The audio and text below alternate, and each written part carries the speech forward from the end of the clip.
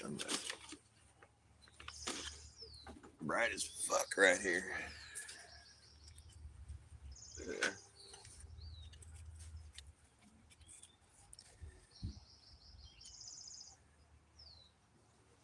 It's a sunny Sunday. Beautiful day, not a chemtrail in the sky. I don't want to jinx it though. Well, today I'm going to tell the tale, the fable that I created that I do believe is brilliant, and I just don't know why nobody fucking says they think it's brilliant. maybe I'm my own greatest fan. Well, I definitely am my own greatest fan. But I think this particular fable that I've been weaving, that's been woven by my mind, is potentially, well, for me it was the fucking straw that broke the camel's toe, or whatever the figure of speech is. Um, as far as flat Earth is concerned, Green Chili Bear, nice to see you, man. Yeah, it's a beautiful day, not a chemtrail in the sky. Indeed, it's bright as fuck out here. I'm going to tell my fable today that I'm working on. I want to find someone that's gifted in the way of making a children's book. Like, there's got to be people out there in our community somewhere, just someone that's interested in helping spread the awareness of how ridiculous the globe Earth really is. I think it'd be a great educational book for children, because the idea it doesn't come out and tell you the Earth is flat. So it's like, it would almost be a good, like, sort of like, a way to sneak in something to the mainstream, like sneak it in, because it forces a person to really attempt to wrap their mind around the idea of living on a globe. And it's the way I plan on telling the story is like, sort of hold your hand through it, and like force you to understand that what that would necessitate to live on a globe. And the way I tell the story forces the person to realize how fucking ridiculous it is. And there's like a cute little fable buried in it about greed. And so I want the story to start off with, like, maybe like like the kid that's in the Willy Wonka's chocolate Charlotte factory. That girl that's like, she sings this song. She's like, it's all about whatever. She's all totally like selfish and mean to her dad. What's the girl's name? Do you know what I'm talking about? Yeah, see, that's right. The children's book department really could use some help lately, because I mean, God, I was at my kid's friend. Don't let me get too carried off on this tangent, but I was at my kid's buddy lives right 3 houses down here. I was at their house one day, and I saw the kids' books that were sitting around, because my kid's 8 and his buddy's the same age. And there was a book. It was like a nice book, and it was like, purple means curious or something. I forget what the title was, but that was what it meant. Purple is curious. And then went through the whole book, like, are you a purple person? Are you curious? And it was like the whole thing just went through. And it was like, for me, like, I was just already kind of like looking for shit like that, where it's just like, what's the buried message in this? And are you curious? Are you purple? It's like, well, why is purple curious? Like, what? I wonder what that means. Saddle bomb. All right, so I'm glad you guys are here, because I'm going to tell my fable. You guys probably already heard it. I mean, if you've been watching my channel, this is the epiphany. The fable is based on the epiphany that brought me to flat Earth. Like, I mean, after watching all, like, I saw all like, I studied it hard, just like anybody else that's a flat earther. I mean, I fucking looked at everything, it's like, I mean, there's some people that go way deep, like Witsit, I mean, he's just like dude, he blows me away. But like, but yeah, I mean, I had fully become in, you know, what is the word? Engulfed in flat Earth, and I had been watching all the content, you know, for maybe about half a year or so. I mean, I was sold on it right away. I was like, oh, this is fucking amazing, you know. But I was still having to go through all the steps that you have to go through, you know. But what about this or what about that, you know? And then so it takes a while to answer most of the questions that you have, you know. And you know, so I'm still, you know, and I'm talking to my dad about it, and he's just nah, you know, he still is like that. But I'm just like, I don't know, man. I mean, he'll admit that I make a compelling case, and you know, for what it's worth. But like, he likes, but anyways, like I wasn't so bold as to go around like, you know, and talk to people about it like I would now, or wear a flat earther sweatshirt or something. I hadn't quite, you know, hadn't quite gotten there yet. I was kind of in the spot where I'm like, well, no, which I still am, which is like, well, nobody really knows unless they leave.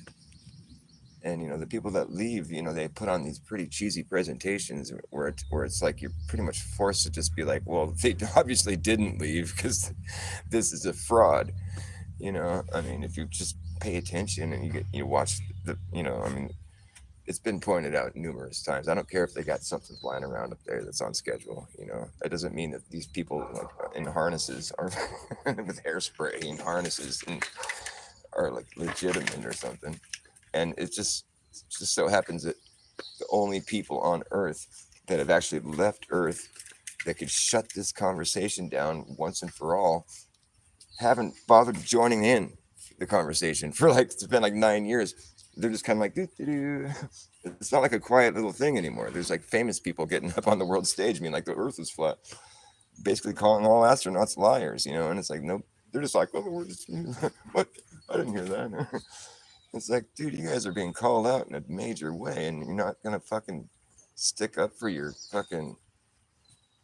It's like that just reeks of, you know, that's so sus. Like, if I was an astronaut and I'd left and I'd known Earth, you know, I mean, I'd be like, no, man, what the fuck? And you're on the world stage, you know, basically. I mean, you might think you're a scientist. I think it's totally a joke. It's like working at Disneyland or something. But if you're like actually in the presentation, just like an actor, you're not an astronaut. But that's what the job description really is, you know. Astronaut, you know, actor, actress, whatever. But it's like those people aren't the baddest of the bad, or you know, like the right stuff. You see those people on the ISS, they're a bunch of weasels, a bunch of liars. But anyways, my book, I want the main character to be like that girl that's in Willy Wonka's chocolate factory, that really selfish, sort of greedy girl with a rich dad. She like bosses around and shit. I think she turns into a blueberry and rolls away. That girl. Priscilla, or I don't know what her name was, but just a kid kind of like that, that's sort of unlovable in a way, just sort of greedy, you know. Like, I mean, all kids are lovable, but like a kid that's clearly like been spoiled, or just like hasn't been shown, you know, a soulful like approach to life, and they're just greedy and like they don't care about other people. And I want the main character in the book or whatever to be a person like that, and because it's going to teach them a lesson, and the lesson's going to come. And the whole thing about this book is like,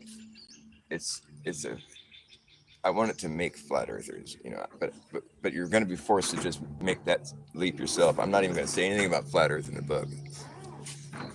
But anyway, so this kid, sorry, babe. It's okay. Wins.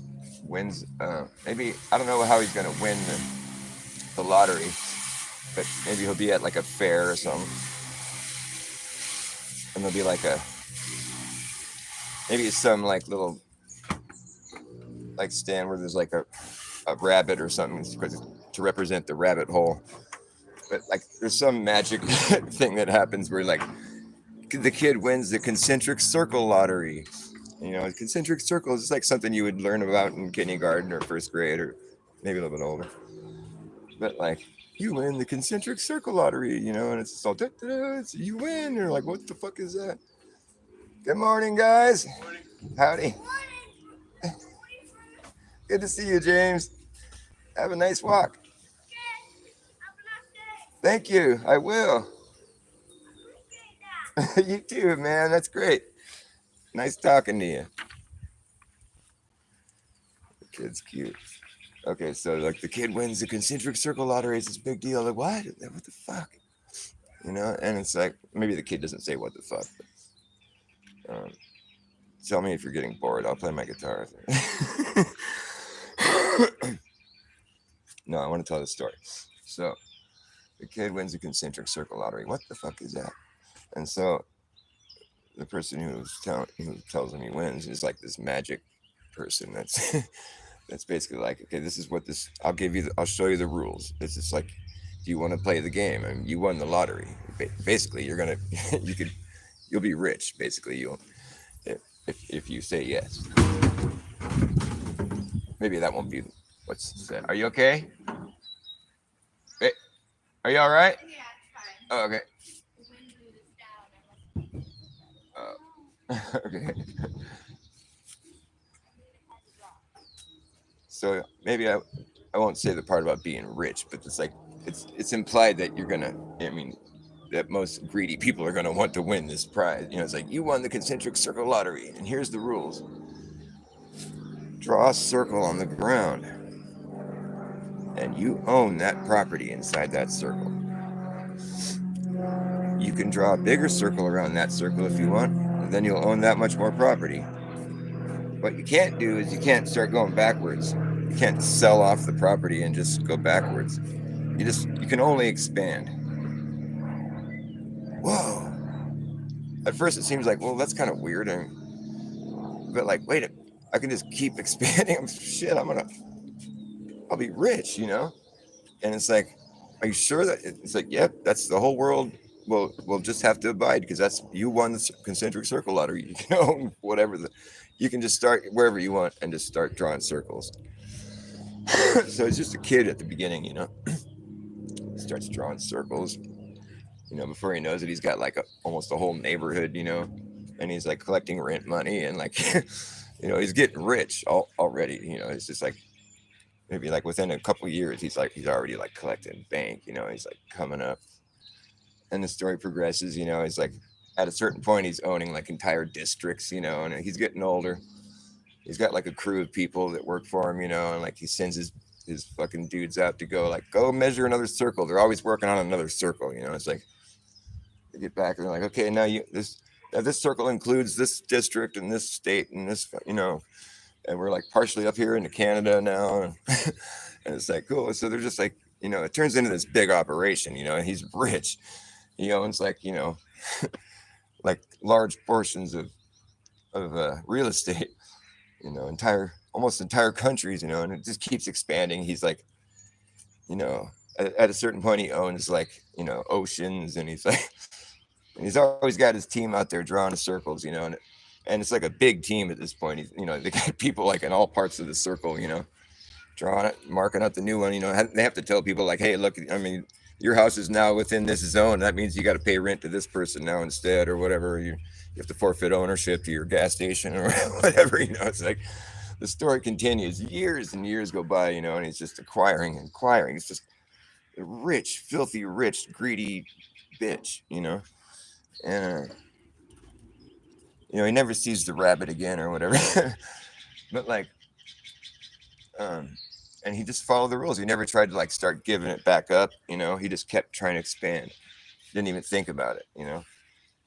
And some time passes, you know. He's getting rich, old, you know. He owns entire fucking countries and shit and oceans.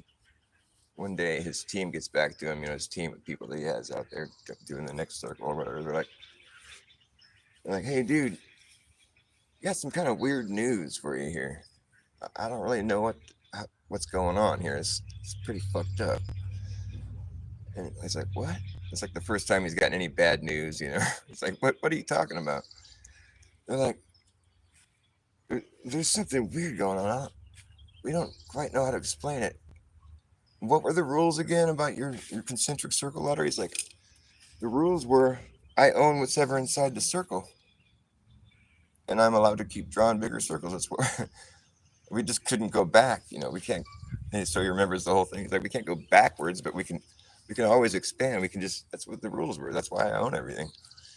And they're like, well, I don't know if you own all that anymore.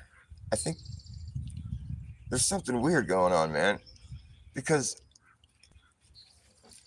now we just measured out a smaller circle. And it's around a whole different area. If you only own what's inside the circle, then I think you just lost everything you own. And now you have this new circle. We don't understand, and so there's this major change that occurs. It's like, what the fuck? He loses ownership of all this. He's like, he doesn't know what the fuck's going on. But he still has a huge circle, and it's just in a different place, a whole different area. He's like, what in the fuck?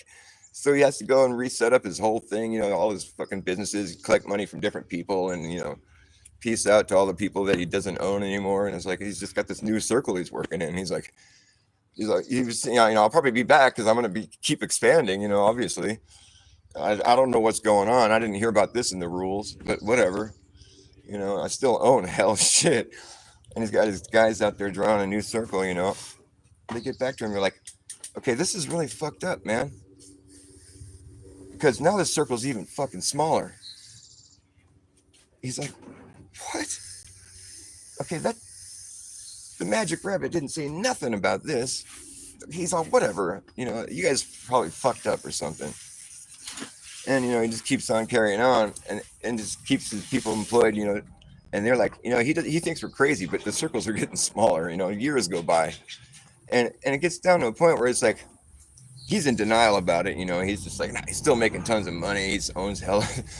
But the circles are getting smaller and it doesn't make any sense. And the guys are just like, the guys are like, I don't even know if I want to work for him anymore. He thinks that we're liars and shit. It's like, new people on the job. You're like, dude, he doesn't know what's happening. He thinks that we're all lying. Like, that's why there's a job opening, because he thinks we're all full of shit, but the circles are getting smaller. He's losing every day. And he doesn't realize he's not accepting it. The story continues. Years go by, and it gets down to the point where he's like just down to a few districts now. He's just all washed up, total slumlord. And he's just like, I don't know what the fuck happened, man. But he just can't stop doing the thing, the greed. He just wants more, but he can't get. Every time they circle around, he gets less, and he's like, I don't understand. He's just like, he's all washed up, just fuck. Doesn't get it. They never said nothing about this in the concentric circle lottery. I didn't know this was going to happen. And he just keeps going, keeps trying to hump that buck, and he just ends up with just like a little circle again, right? Just like what he had when he started, just one little circle. And he's just like, why, God, why? And then the rabbit shows up again, and he's like, so did you learn your lesson? He's like, what was the lesson? That you live on a globe. The end.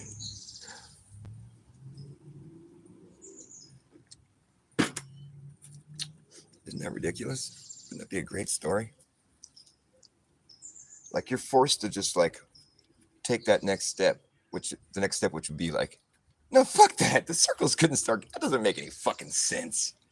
The globe is bullshit. Give me a break. That's what it forces you to do. And if you don't do that after hearing this fable, well, then you're just retarded. I don't know what to tell you. Maybe you should win the concentric circle lottery.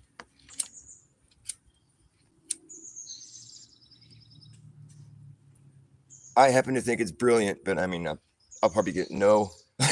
Nobody will even notice. But yeah. Oh, you learned the lesson. You live on a globe. Have a good day. He's like in the other complete opposite end of the world. He's like with nothing. Am I making sense? Is this tracking? Oh, wow. You guys don't even care. I care. I'm going to write the book. I'll wake somebody up. You guys are already awake, so you don't give a fuck. But I'm telling you, I think it'd be. I'm just being a dick. Don't worry about me. I mean, I'm used to it. I'm not tripping because you guys are already flat earthers, so it doesn't really matter. But I'll try to tell this shit to people, and they're just like, "Huh? What do you mean?" And then, and then usually I get the response of like, "Well, of course the circles would start getting smaller." Okay, how's that really going to look in real life, though? It's like you can show me on a ball. Yeah, I understand. That's how I came up with this. But like in real life, the circles just keep getting bigger, man. That's what you have to learn from the book. That's not the lesson that the earth is a globe. That's the joke. What you learn from the book is that the circles just keep getting bigger, man. You can keep humping that buck right until you run out of room. Hump that buck till you run out of room. You don't give a fuck, just consume. Yep, there it went. If time is money, then that's why it gets spent. Oh, shit. I'm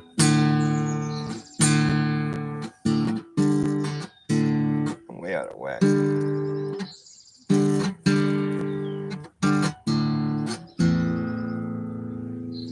What are you guys up to? Letters, Andy, fuck yeah. Sue Finelli, Justina. Oh, dude, I got all the cool people here. Fuck yeah, this is awesome.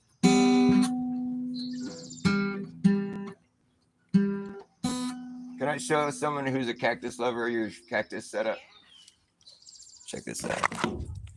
My girlfriend's a cactus lover, and so am I. She made me a cactus lover. And she was busy the past few days making her cactus arrangement over here. It's fucking awesome. Look at this, it's so cool. Oh, the lovely little cactuses that we have. There's still a bunch we gotta plant. The monkey tail. And there's a rat tail. There's a Don Pedro right there. I like the hairy one. All these little guys. This one has really cool yellow flowers. They look like candles. It's so cool. There's my cactus tree. They're all really cool. They all have awesome flowers. I like this one too. We got this one from a church. We do cactus jacking. Cactus jacking. Cactus jack.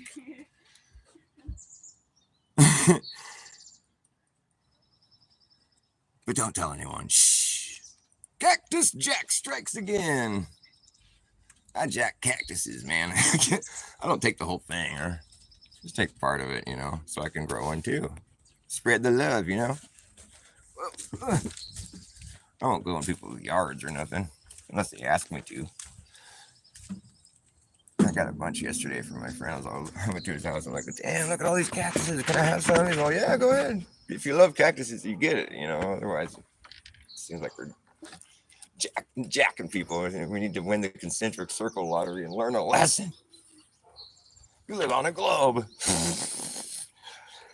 Oh, I think it's funny as fuck. I think it'd be a great book. Anyways, enough about me. Want to hear my songs?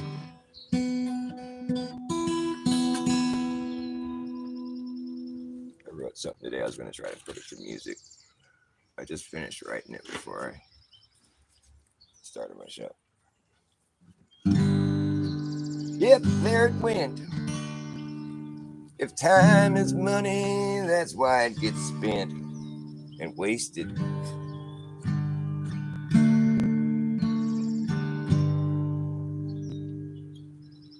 Go ahead, try to misguide us. At this point, it'd be hard to surprise us. As a true believer, I've gotten better at spotting deceivers.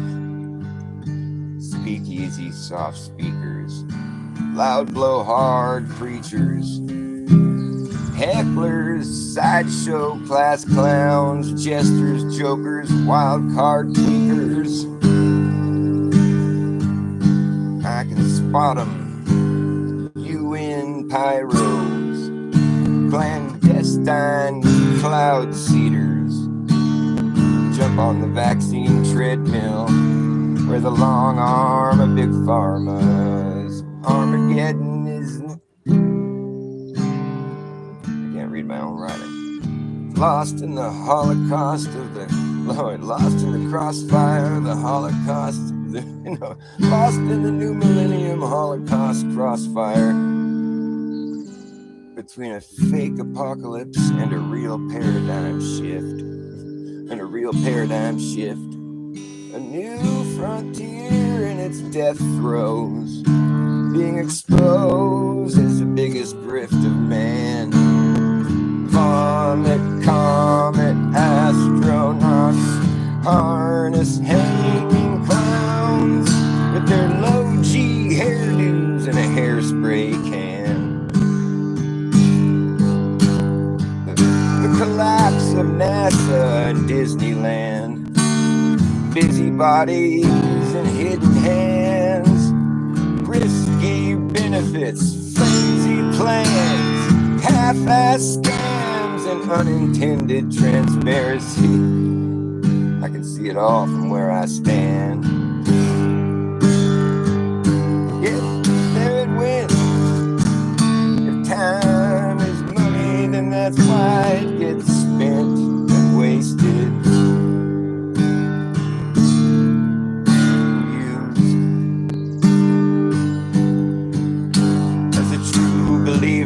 I've gotten better at spotting not so clever evil deceivers and speakeasy soft speakers.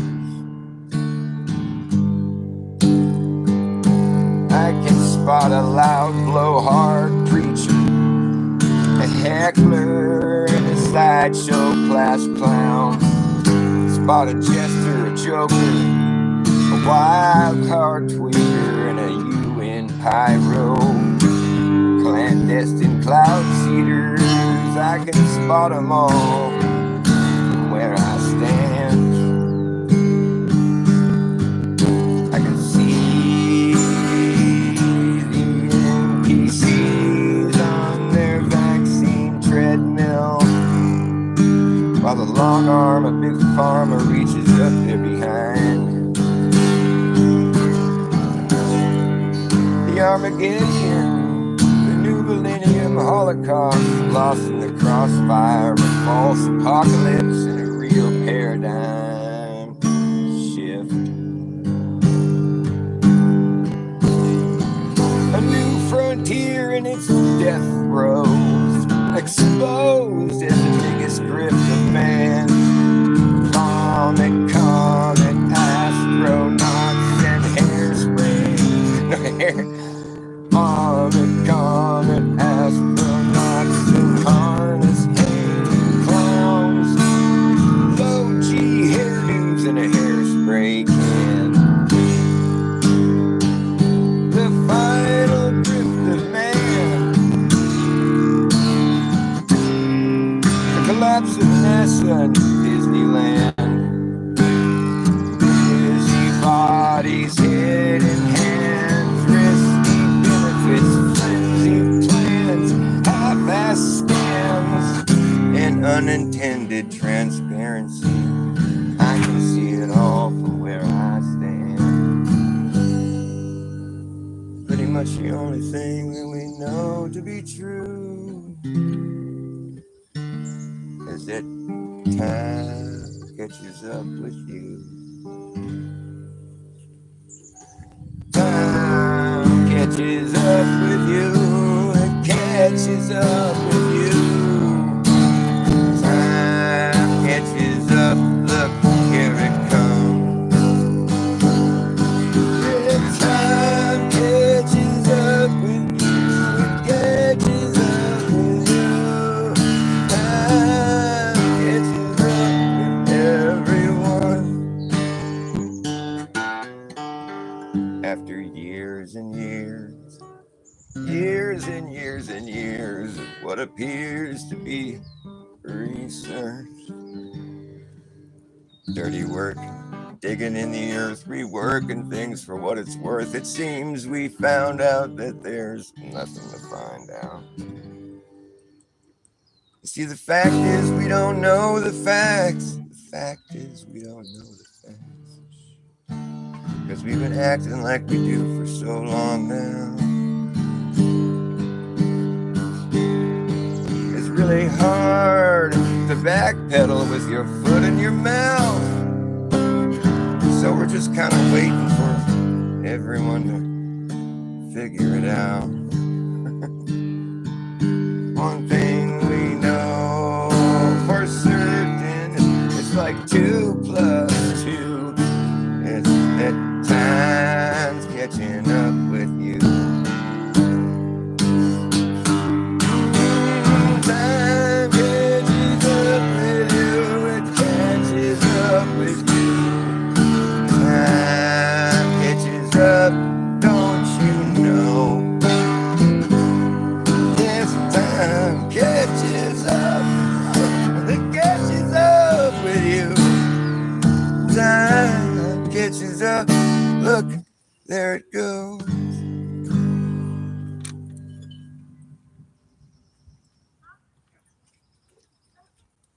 Like the worst cotton mouth.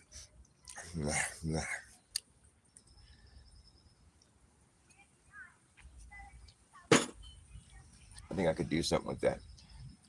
Vomit, comet, astronauts, harness hanging clowns, low G hairdos in a hairspray can.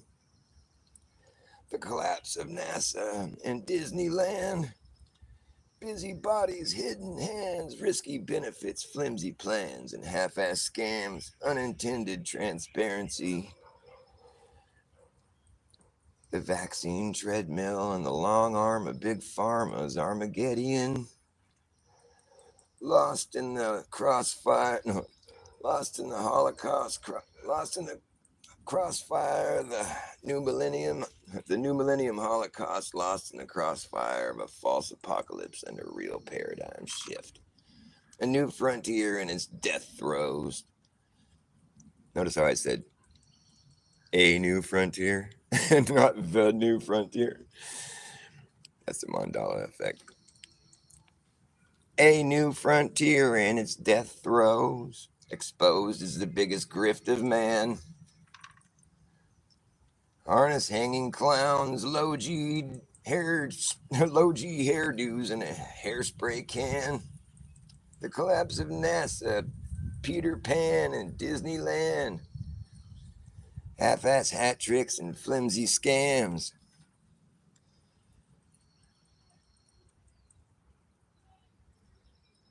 As a true believer, I've gotten better at spotting not so clever evil deceivers, loud blowhard preachers, clandestine cloud seeders.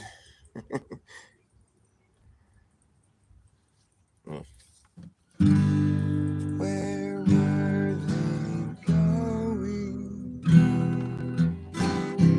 When did they depart? Where were they going? Will they have a change of heart? Where were they going to? And why? Where were they going? And did they even say goodbye? Goodbye. Off to where we'll never know. Goodbye. Where they never know. They just had to go. Where were they going to? And why? Where were they going to? They even say goodbye. That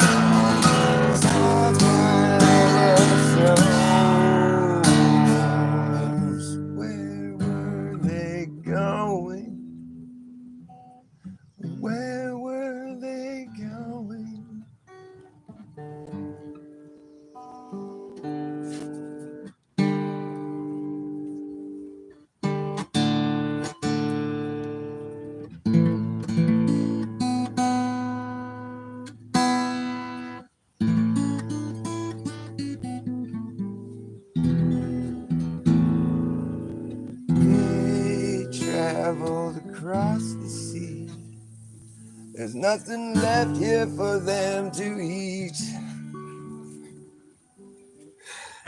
Okay, I'm sorry. I'll play a happier song.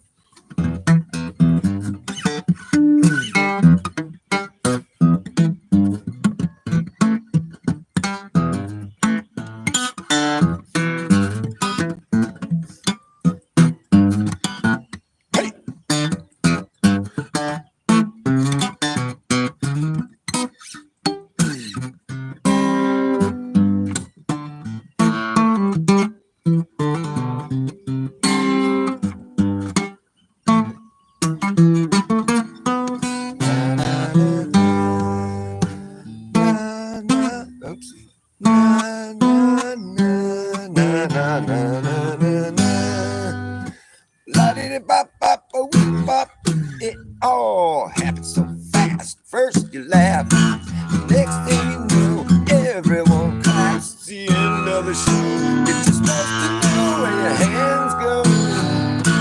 Yeah, together you offer a round of applause, but the sound of one man clapping is the same sound, just visually redefined, kind of like a straight line.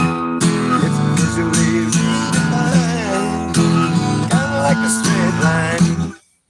But then you find later from a greater point of view that what looked like a straight line to you is a self-applied path that brings you right back in a worldwide attempt to see the end.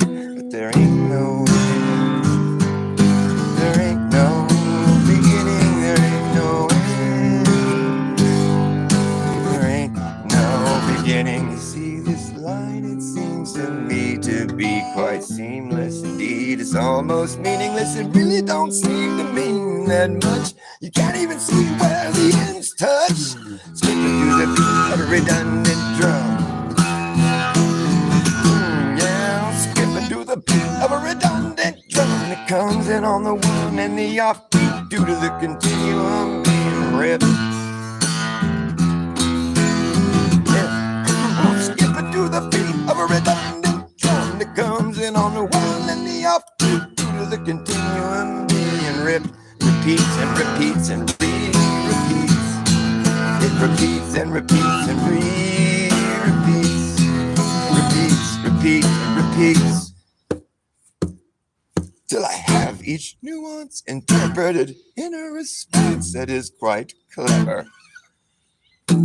Hey, you might see and say whatever, but I'm on my way to break the record. And best way to break to a broken record. And you might see and say whatever, but I'm on my way to break the record. The best way to break to a record that's been broken. But the monotony gets fucking obnoxious to me, makes me nauseous like an overcautious agnostic in a posh mosh pit who gets accosted when he's lost it. But watch this shit. I'm taking this common conundrum. I'm taking a common conundrum. Take a common conundrum that we're under, become someone of wonder. A common conundrum. I take a common conundrum that we're all under, become someone of wonder. When I'm done here, I wonder what I would have done here if I hadn't have been someone who wondered. Coming full circle on a sound, on a ring that rings in a ring till it brings you back around. You have come full circle on a sound, on a ring that rings in a ring till it brings you back around. Hey, all happens so fast. At first you laugh, and next thing you know, everyone claps. It's the end of the show. You're just supposed to know where your hands go together. Hey!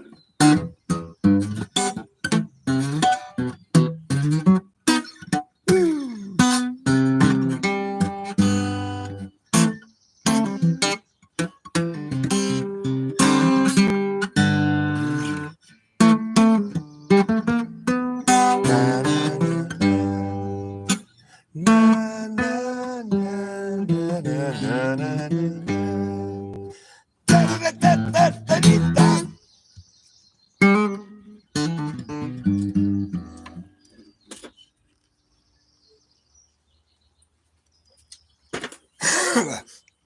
Fucking frog in my throat.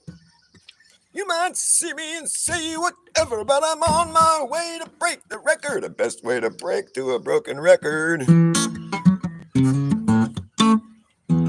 I like finding shiny things. I like the way they shine. Yep.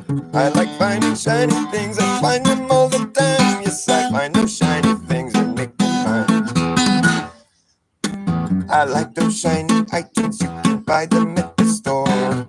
Those shiny items, but they cost a lot more than those boring, non-shiny fucking things. That's why I like finding shiny things for free. If you see me finding things, I'm probably finding shiny things. I find them all and haul them all the way today, yep.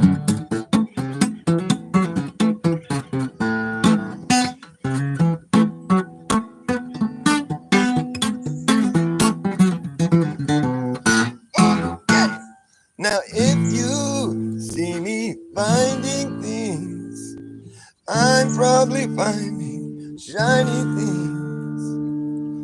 I'll find them all and haul them all away to yeah.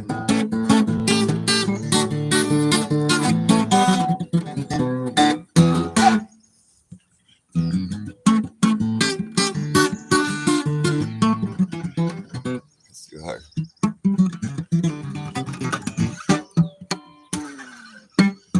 Thanks, Justina.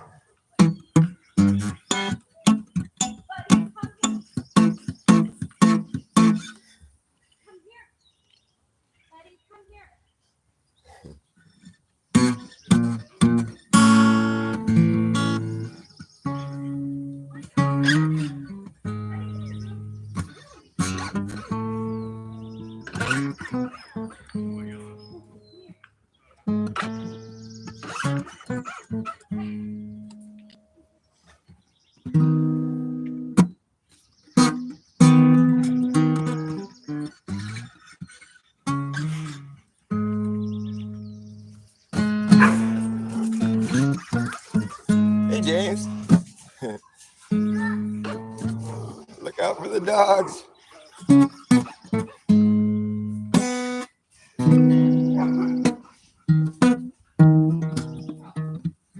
You ever wonder about those famous people that are like, they're just famous, but what do they do to get famous? They just came out of nowhere. They're like, oh, this person's famous. It's like fucking, what's his name? Andrew Tate. Like, where did that guy come from? Why is he famous? What makes him so cool? He's got a lot of money. So what? Why is he famous? And when did that happen? I find it to be sus.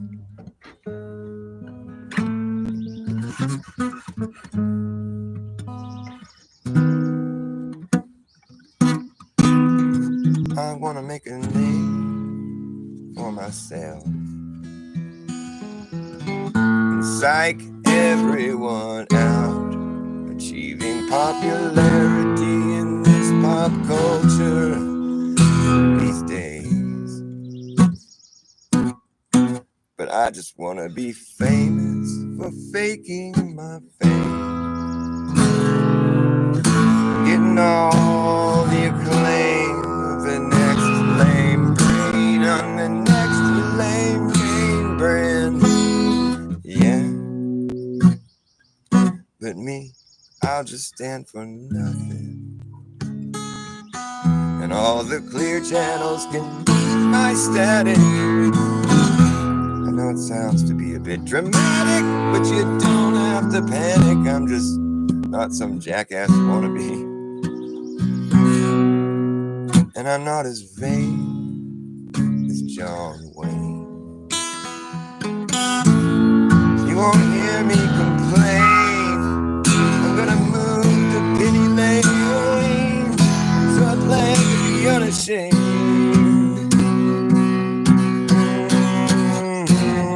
I'm ingrained against the grain. Yes, I claim to have no claim. Had to ditch the shrew who could not be tamed, so I could refrain. Back to the first frame, where I first fell off the chain while watching the world go both ways down a one-lane road at the same time. And I don't mean to rain on anyone's parade or their pride. I just don't think you should have to try that hard to be recognized. Seems like way too much of a strain when you could just rig the game, take the reins, cut to the chase. Do I have to explain?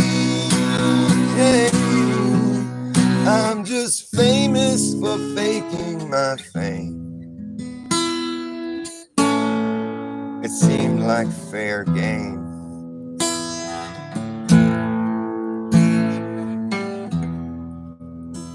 Whatever. All you people, you just want to make money? Don't you want to be loved by anybody? I don't care how broke I am, as long as you're my friend. I'll keep on filling your ears with what you didn't expect to hear. When you're done, you won't know what's here or there. Just seems like nothing's quite what it appears to be. But you need to have a sense of humor in this business with me. It's a business that won't let me be too self-conscious.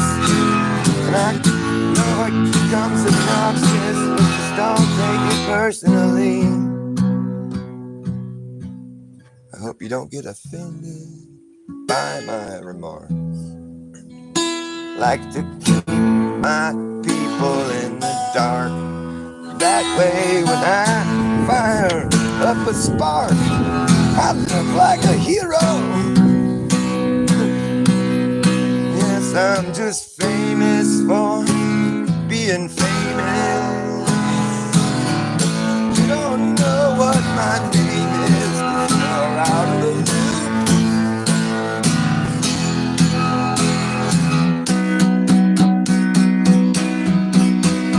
Yes, I'm famous for being famous.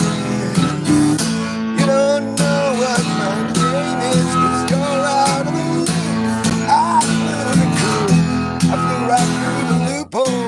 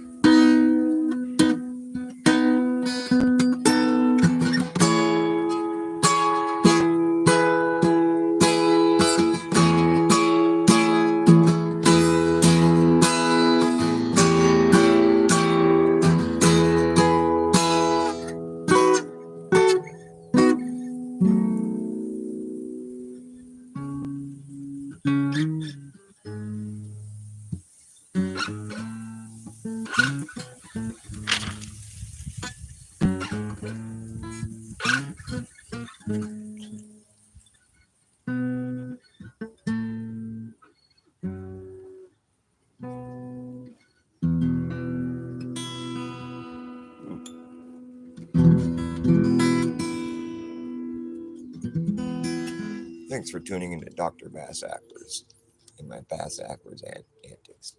I'm the Bass Ackwards acrobat. I've been running against the grain ever since the day I came into this Bass Ackwards joint. When you run against the grain, it causes friction, and you know that friction, it starts to burn. When it burns, you know what's gonna happen. That's when this whole place is going up in flames. At the end of the game, end of the game.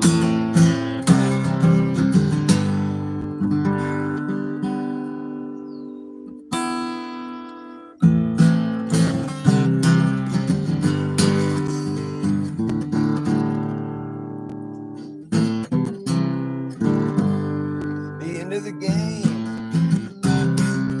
Oh man, hold on. I'm sorry.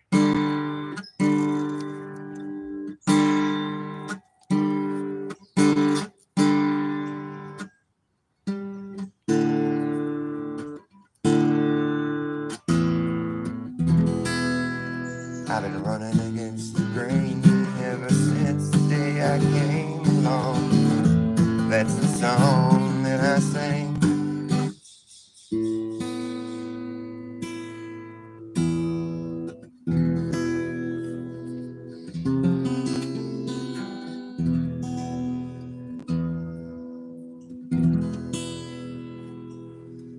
Let's see. Well, what do you guys want to hear? Is there anybody in here? Somebody give me an idea.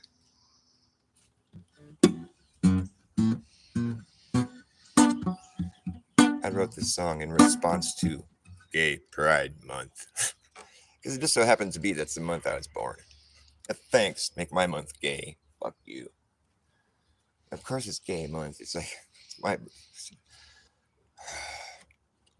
And it's like, you know, it's a month where there's Father's Day.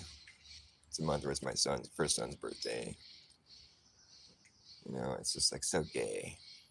So gay. But it sort of became like trans month, you know, they've pushed it to the next level. I always tell a story about going to Mexico when I was younger.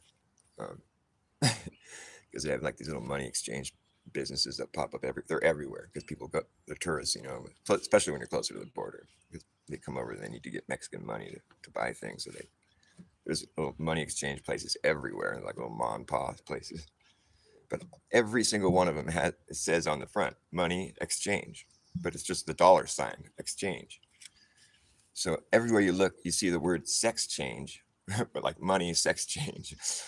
I guess they didn't realize that's what that's spelled, or maybe they did that as a joke, or it's just like a happy accident or something. But I just thought it'd be funny if someone went into there, one of those places, and be like, "You do sex change here? What? How much money is it for a sex change?" You get it? Like the dollar sign's an S, and it's right in front of the exchange, the word exchange, so it looks like it says sex change. You get it? You get it? It's true. It's real. You should go see it. Sometimes it's funny. It's funny now, but like in the future, it's really going to say that everywhere you go. Oh, you can get a sex change anywhere here. That's great. That's fantastic. I don't know why anyone would try something so extreme. It just seems like a bad dream. I don't care what they taught you. Let me tell you, it's just not true. And I don't care how hard you try. It just comes down you can't transition into that. No, you just can't be what you're not. No, you just got caught in a mental trap, but you can't transition into that. No, you just can't. Yes, we can see what you'd like to be, but that's something you'll never achieve. And if you take away what you got, that's something you can't get back, and you can't transition into that. No, you just can't transition into that. You just can't do that. You can't transition into that. No, no, no, no, you just can't. And God has a plan for every woman and man. Don't turn your back on God. Turn your back on God. Don't turn your back on God. Not a good thing to do. You might not believe in God, but God believes in you. You can't transition into that. No, no, no, no, you can't transition. This part where the song sort of fades. You can't transition. You can't transition into that. Stop fable. You can't transition into that. Ooh, no, no, no. I don't care what they taught you. It's just something you cannot do. The fuck is wrong with you? Don't do that, don't do that. Don't let anyone talk you into that. You can't transition into that. No, you can't do that. It's not possible.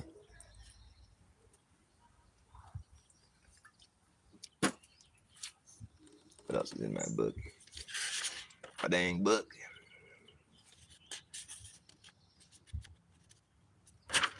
The first black president was also the first president with a name that rhymes with Osama Lama Dama Ding Dong. Obama had to drop a lot of bombs. Barack Hussein Obama had to drop a lot of bombs. He had to bomb Iraq. Barack had to bomb Iraq. Barack had to bomb Iraq to get Saddam Hussein, who's so damn insane. We'll show him who's so damn insane. Damn, Hussein's his damn middle name. Barack Hussein Obama had to drop a lot of bombs. He bombed Saddam, then he had to drop a bomb on Obama. Osama, pop up, drop a bomb on Osama. He even bombed Osama's mama on a llama on accident. Oh, Barack Hussein Obama had to drop a lot of bombs. What? There's a broom right down there. Sweep it off. You can do it. I don't see it. There should be a broom right there. Is that mine or I don't see it? Oh, you know what? I brought it over to my little patio area, the stones over there where I was sweeping them off. Oh, honey, why can't you do it? I'm playing a song. I'm playing a show. Is it live? Yes. Damn, I dropped the smoke. What? It's live. I don't want to clean off the trampoline right now, but you can do it really easily. Just grab the broom. It's right over there and sweep it off. When? It's over. You know where I put the wall in over there, and there's this patio of stones over there, where the palm trees are. Even get the 5G panels that look like a palm tree. Oh yeah, AT&T. We're swimming in a sea.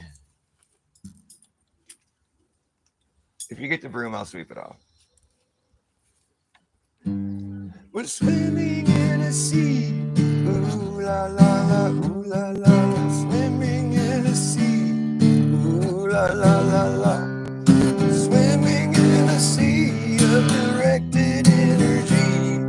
Thanks to AT&T and 5G. When AT&T rolled out their 5G, they put it everywhere and anyone can see.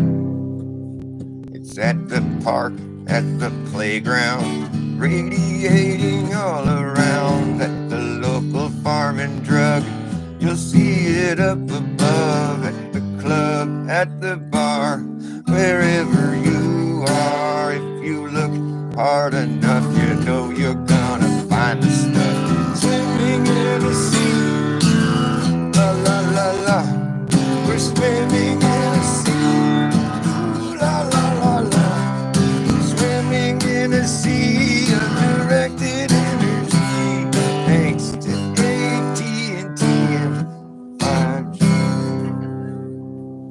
Let me finish this song. You said if I got it. I will after this song. If you go to the store, you might see 3 or 4. It's only like a minute more. That's all. The police department out the window of your apartment. The fire station, you can almost taste the radiation. Every city, every town out in the country can bet your ass they got the place lit the fuck up. Every street, every boulevard, every avenue, you'll see them at museums, even see them at the zoo. If you're AT&T, there's nothing stopping you. Sometimes they wanna try to be a little more covert. They'll stick it in a flagpole, put it in the cross at church. Sometimes they really just wanna try to hide it, so they get creative and try to disguise it. We got those 5G evergreens, even get the 5G panels that look like a palm tree. Oh yeah, AT&T. Oh yeah, AT&T. Oh yeah, thanks to AT&T. We're swimming in a sea. Ooh la la la la. Swimming in a sea. La la la la la la. Swimming in a sea of directed energy. Thanks to AT&T and 5G. Gee, thanks. Okay, I'll sweep the trampoline. I'll tramp the sweepaline. Your live video. Yeah, you want to perform a show for these people that are watching Hell right now? no. They're my friends. Do something cool. Show them your knife. Show them your knife. Nah. You're never gonna see them in real life. I don't care. You saw how silly I was acting. You can act just as silly, and it won't be a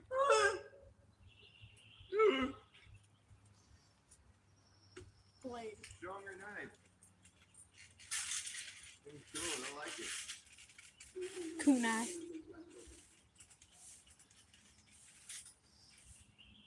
That's my friend Dominic. Unless he's already introduced himself. Kunai. That's my kid's friend. I'm not your child.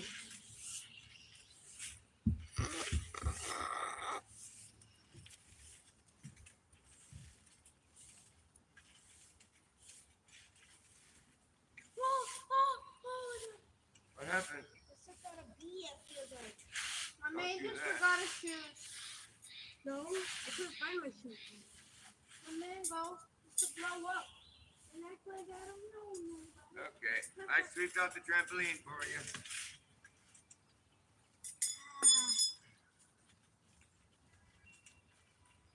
Pretty clean. I cleaned the trampoline, if you know what I mean.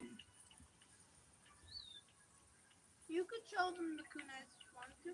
Oh, it's okay. What? I'm showing him my guitar. I probably cut my finger off or something. Yo, I cleaned the trampoline. I sweep that fucking thing. Pardon my French. Pardon my freedom. You guys remember Freedom Fries? Are you too young for that? Freedom Fries. That's my son's friend. 8-year-old, 9-year-old, youngins around here in these parts. It's funny. Someone made a comment, like in a flat Earth hating video, like something about how 5-year-olds know better or something. And I was just like, no, I think it was something that I said that somebody said was like the equivalent to like a 5-year-old's intelligence. And I was like, well, no, I think it's more like an 8-year-old. That's where my mind's at right now. When you have an 8-year-old, you have to put your mind in an 8-year-old mind to be able to communicate effectively, you know. So I'm like more like an 8-year-old. I had to correct them. I think I'm more like 8. 5 is kind of like, we passed that a few years ago. I can't talk like a 5-year-old. That's not going to work. You have to talk like an 8-year-old if you want to communicate with your 8-year-old. The person who said that was either a bot or maybe they were 8 years old. No, I think you know who it was. It was that dude. That boy watches William Shakespeare, whatever, the guy with the hat. You know. You wanna go? Can you go give me the broom? Yeah. Swimming in a sea of directed energy, thanks to AT&T and Verizon 2, Comcast, every last one of those fucking bastards. They didn't ask if we wanted it. They just went ahead and put up that shit. $600 billion it cost to roll it out. But how you gonna make any of that money back? Simply providing a fucking service that we already had. Seems quite sus to me. I don't know about that 5G. I think it's just a bad scene waiting to get worse. Oh, the bird's flying in tandem with the helicopter. That's crazy. How cool. I wish the camera was... Did you see that? That was neat. I thought there was 2 helicopters. Like, what the fuck's going on? Yeah, 5G. Yeah, G. It's so smart. Smart! Surveillance, monitoring, analysis, reporting technology. It's so smart. Hi, how are you? Yeah. There's a bunch of vultures. Wonder what they're circling. I'm looking up for you. Oh my god, it's a flying leaf. A flying leaf? Look, there's a flying leaf. He's going crazy. A flying leaf? Yeah, look. It looks like a leaf. It's a flying leaf? No, it's a one-winged butterfly. Dude, that hurts. It's, Oh, I see what you're talking about, yeah. It's hanging by a thread. I don't really feel like jumping right now. Maybe in a couple minutes. I might get jumpy. I might get all jumpy. So yeah, it's so smart.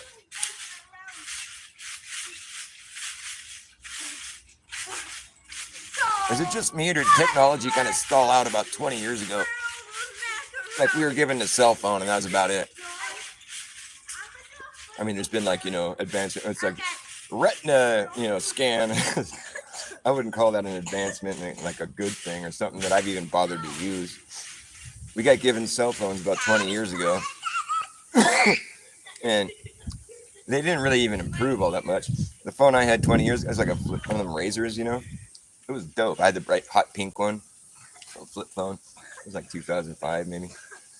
And I That thing was badass, and the thing had like really cool camera settings. You could record a video and like sketch drawing. You can't do that on any shit that you get now.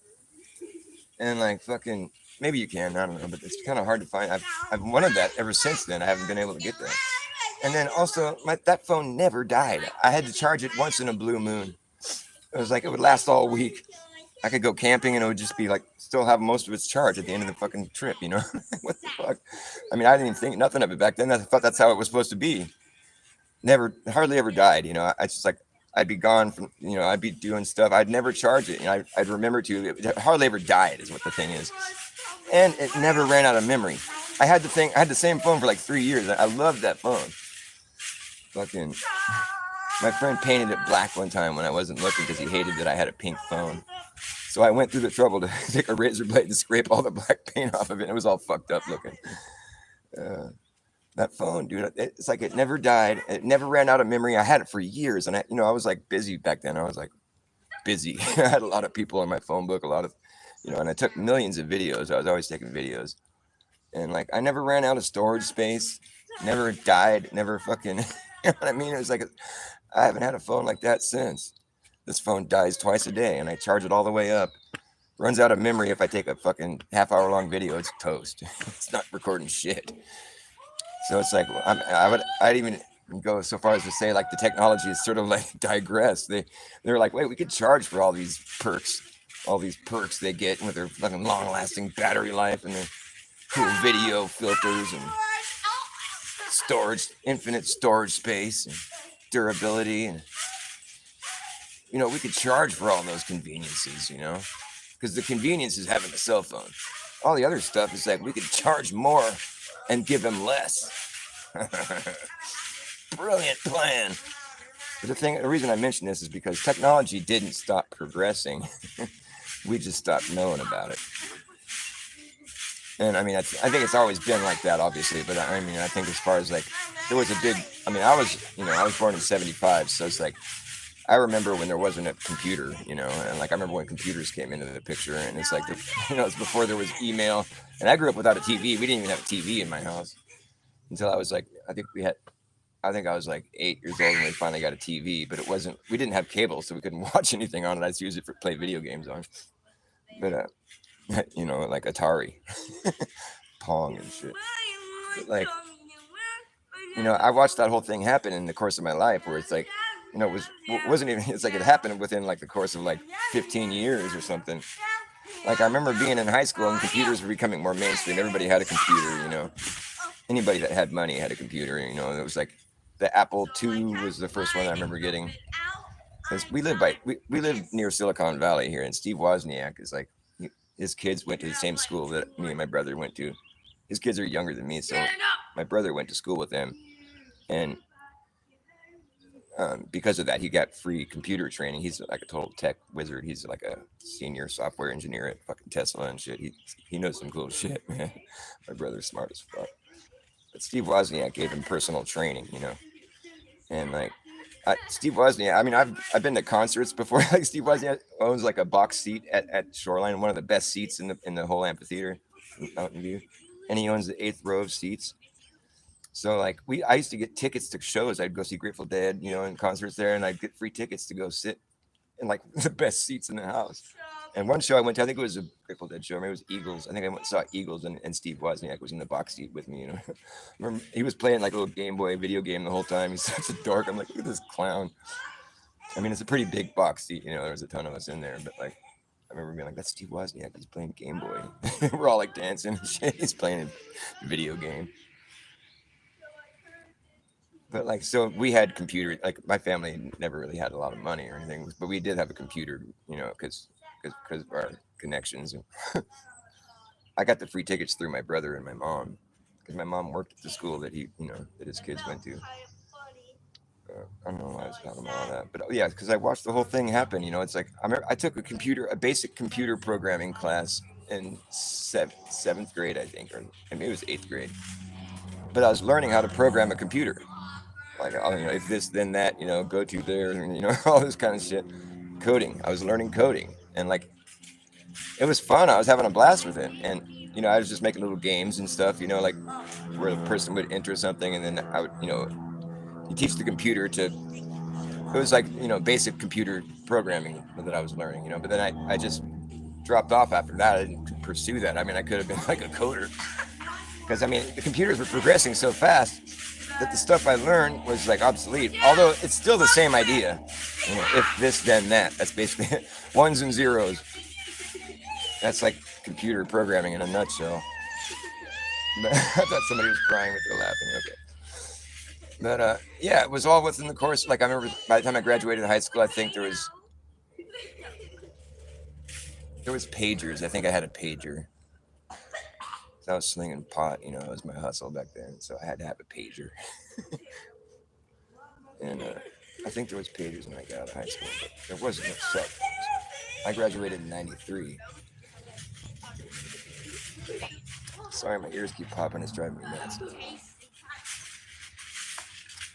I graduated in '93, and I don't think we had cell phones until like 2002, 3. Maybe it was a little bit earlier than that. I think we had cell phones by the year 2000, maybe. I don't quite remember. I was kind of reluctant to get one. I waited for a couple of years after they were like kind of mainstream. I didn't want one. I had my landline and I had my pager. I was cool. I was like, it's a bust, you know. I just didn't want one. And then finally, like, one of my customers was like tired of not being able to get a hold of me, and so she put me on her plan, and you know, it came with a phone and everything. She hooked me up, and so I was on her plan for years. That's when I had that cool Razor phone. I had this little phone called a Juke. That thing was cool. It flipped sideways. It came up as all it flipped up sideways. It was hella cool. It was like Star Trek shit. Boy, what's up, buddy? Early '90s? No, that was not. It wasn't common in the early '90s, because when I got out of high school, nobody had cell phones.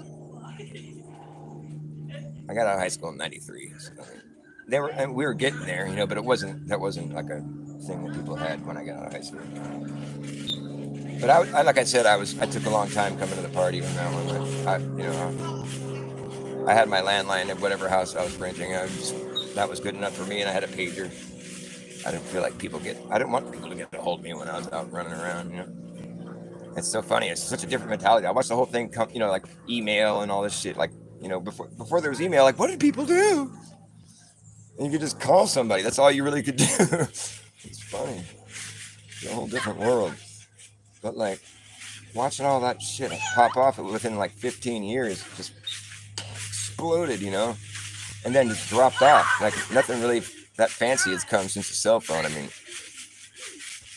nothing that's like commonly used. That's like, you know, we have all these stupid like smart gadgets, surveillance, monitoring, analysis, reporting technology gadgets. I can't say smart without saying that now. I want to drill that in everyone's head. This is a smart gadget. This is a surveillance, monitoring, analysis, reporting technology gadget. You have access to the internet, and the internet has access to you.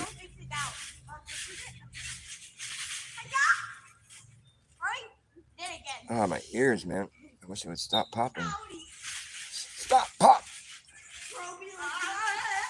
Ah, there we go. Oh. Ow.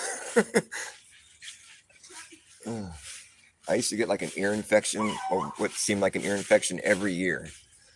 Like, this is after I moved out, and I'd get them when I was younger too. It was like a thing I would get every year, and it was like, I'd try to clean the wax out. I'd do like the candles, and I'd try, you know, I'd go every year. I'd go to the doctor, and they'd give me, you know, whatever, fucking antibiotics and some pain pills or whatever, and like, you know, and then after a while, like, I got it every year, and then one time I finally went to a doctor, and this is after cleaning my ears out thoroughly, and I couldn't hear good, and it would hurt, you know.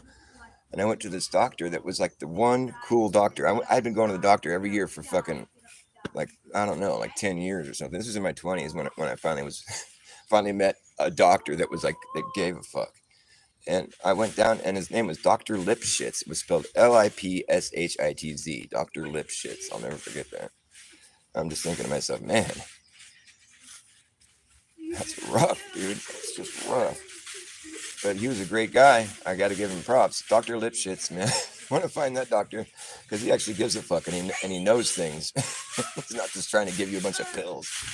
Like, he's all, oh, well, your ears are actually too clean. You need to have some earwax, and your ears are spotless, and it's not a good thing, man. Don't do that. And he's like, here's what the problem is. He's like, there's these passages that go from your nose to your ears.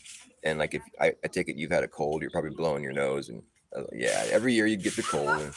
And that's, back then. And he's like, so that puts tension and stresses out these eustachian tubes, they're called. And they constrict, when a lot of blowing your nose and a lot of mucus and stuff. And so these passages constrict and it causes, problems with your hearing and it hurts.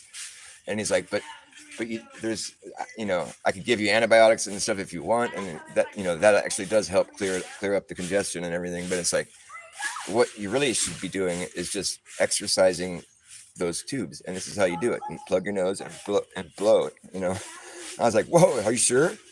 He's all, yeah, nothing bad's going to happen. It's going to fix your problem.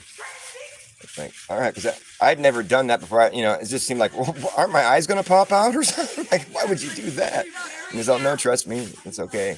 And he's like, also, chew gum, exercise your jaw, and like, but I sat there with the doctor. I'm like, well, I'm going to do this in your presence in case my eyes pop out, or at least I'll be at a doctor's office. And he laughed, but I he's all, you can blow hard, man. You want to close your eyes probably, but but like it cleared up right there in the doctor's office. I was all, it popped open and the pain went away and I could hear again. I was like, I love you, man. Thanks, we're good. I paid for the visit and bounced. I didn't get no scripts, and I'd been good since. I haven't had to go back to the doctor for that since. Dr. Lipshitz. He cured me. And the thing is, they lost a patient, you know what I mean?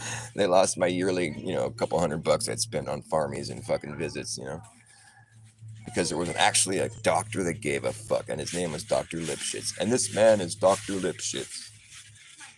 The one man who cared had a name that was probably a sore subject, to say the least. Like my name, Forrest. You're getting to know a lot about me today. You know how old I am? And my name is Forrest. I would meet people for so many years and it'd be like, oh, Forrest, oh, run, Forrest, run. Start talking to me like I'm a retard and shit. Like, that's flattering. Thanks. That's great. You think I named myself after the movie or something? Fucking dick. But I it hardened my skin, I became like, I became like quick with it. I'd be ready, I'd cut them off. I'd make the joke first or something, And I've just gotten good at, replying to that. I'd be like, oh, yeah, tell me to run now. You get to know me, you're going to be like, stop, Forrest, stop. Go ahead, tell me to run all you want. You're saying the wrong thing, man. You just don't know me. My friend got me a license plate that said stop, Forrest, stop on it. And I hung it on my door for a long time. I thought it was so funny. Dr. Lipshitz cured me. My ears feel better now. I think I can sing again. I can sing again.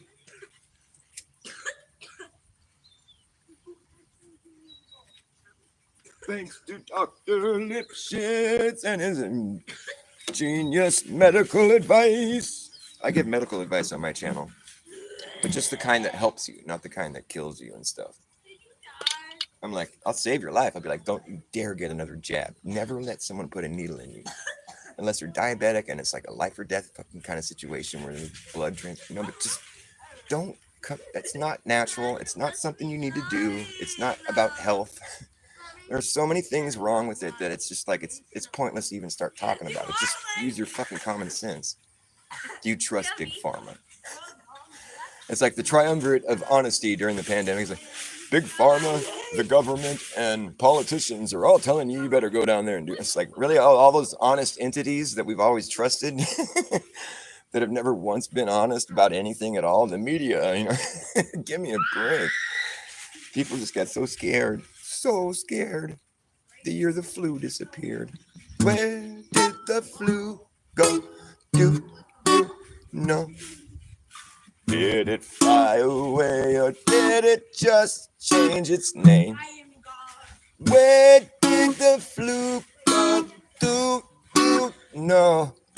One thing that I know to be true is that the bird flew. Yes, you'll know, 'cause that's what birds do.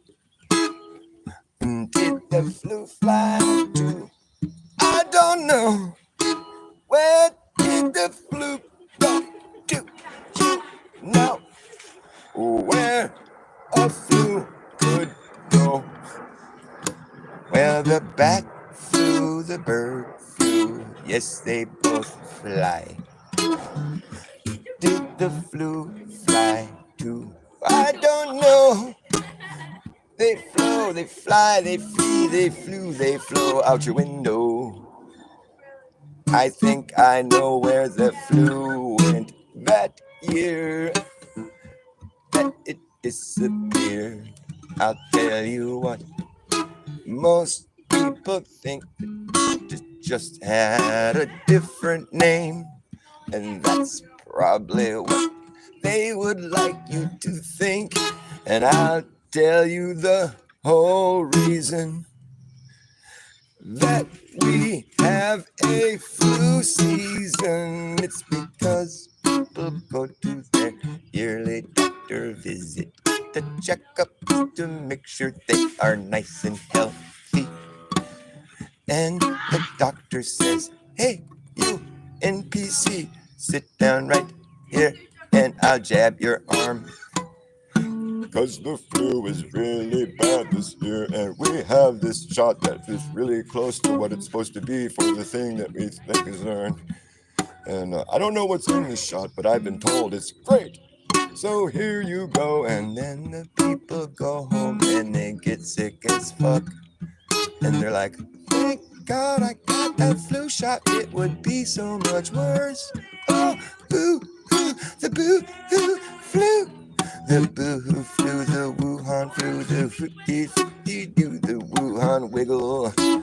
Whip-de-rip-de-rippity-plap. The reason that there is a flu season is this right here. The thing I'm going to say, you probably already know anyway. Doctors don't help you get healthy. They only do one thing. Do you know what that is? Doctors can help you, and maybe in an emergency or something, but most of the time they're just busy trying to get you sick. That's pretty much the size of it. Sorry, I'm just kind of making this up as I go. How was it? How was my freestyle?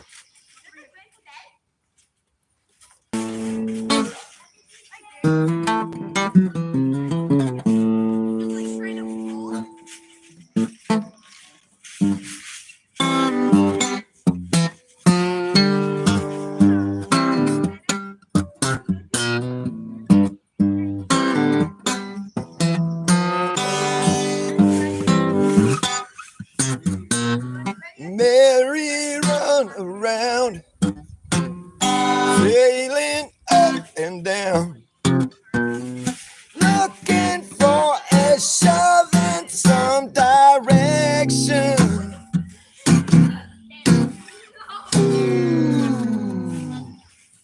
Got it from the top, nothing you can stop. Lord, you know they've made a fine connection.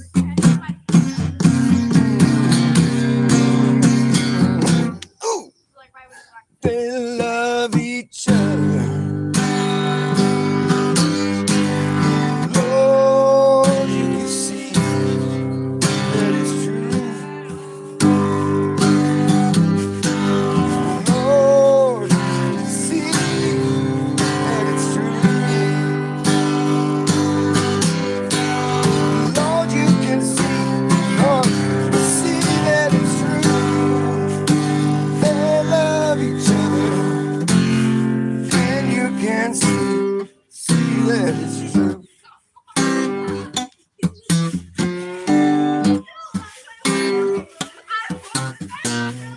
Nothing they explain like a diesel train. You better not be there when it goes over.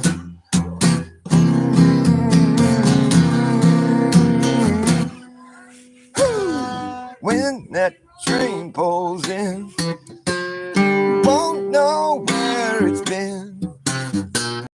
Got to try to see a little further.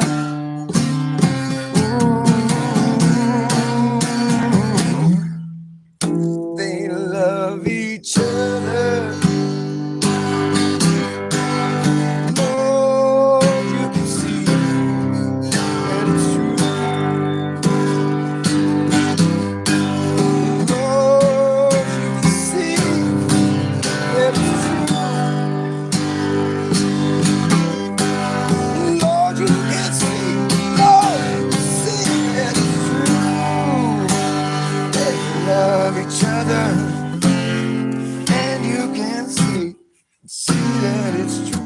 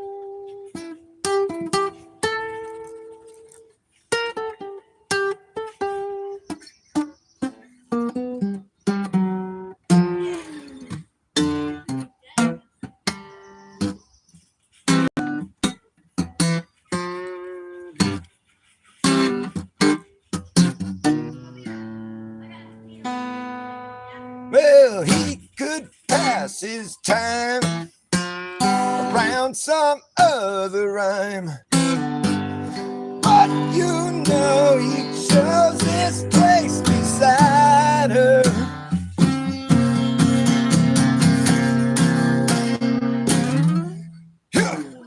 Don't get in the way, nothing you can say. There's nothing that you need to add or do to.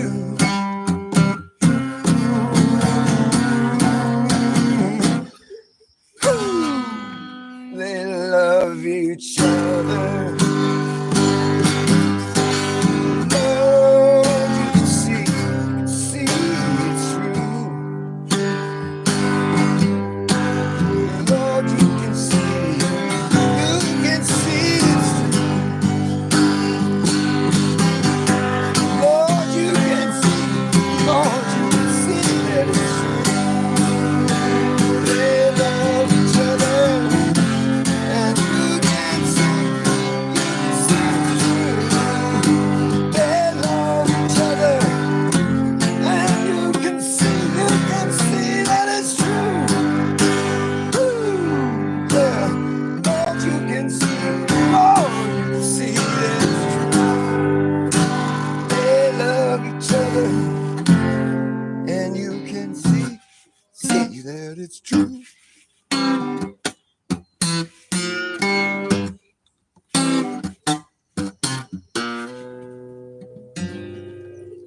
I broke a nail.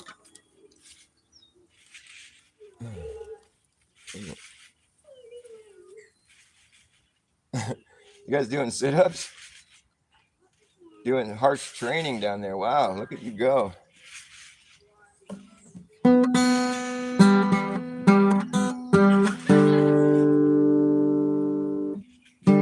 There's this video game I used to play called Rygar. I always remember like some of the lines in that game. It was like, can you endure this harsh training? I always thought that was so funny. This harsh training.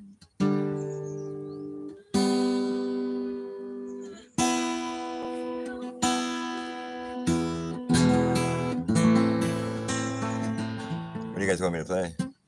Want me to stop playing? You lived. I thought I was gonna die too. There was like the month before they said there was a pandemic. we all had this. I mean, I don't want to go into the detail, but I was sick for about a month, and I was just like every day, just buckets of snot. It was gross as shit, and it had like, you know, how when you get a cold, you get that like sort of nasty phlegm taste, you know, whatever that is, that taste is, you know, like, oh, I'm sick, I got that taste. It had a different sort of taste to it, and I was thinking to myself while I was sick. I mean, I'm just thinking like this is unnatural because it's not going away. All the things I would normally do to get rid of a cold, this wasn't working. It was like going on for like a month. I was like, I remember getting up one morning. I'm like, I wish this thing would hurry up and kill me already. And, you know, like I had finally just gotten better right when they said, oh, there's a pandemic, everyone's going to die. I'm like, oh, no, I've been there, done that. Don't you do it. And I think we all caught it from the flu shot.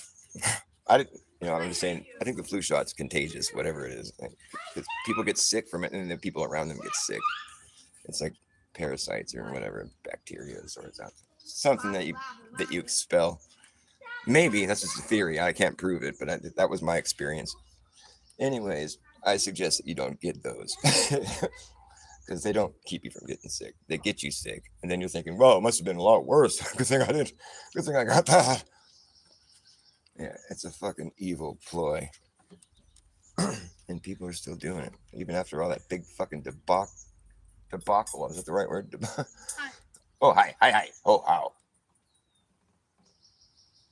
I'm hi. How are you? My ears are bugging the shit out of me. But yeah, I haven't really been sick like that since. You know, I'm knocking on wood all day. The thing is, it's like once I realized that germ theory is a fucking joke, like the whole fucking debacle, debauchery, whatever, the whole fucking scam made me like really look into, you know, when something that fucking, I mean, if you didn't smell a rat when that shit kicked off, you just weren't paying attention.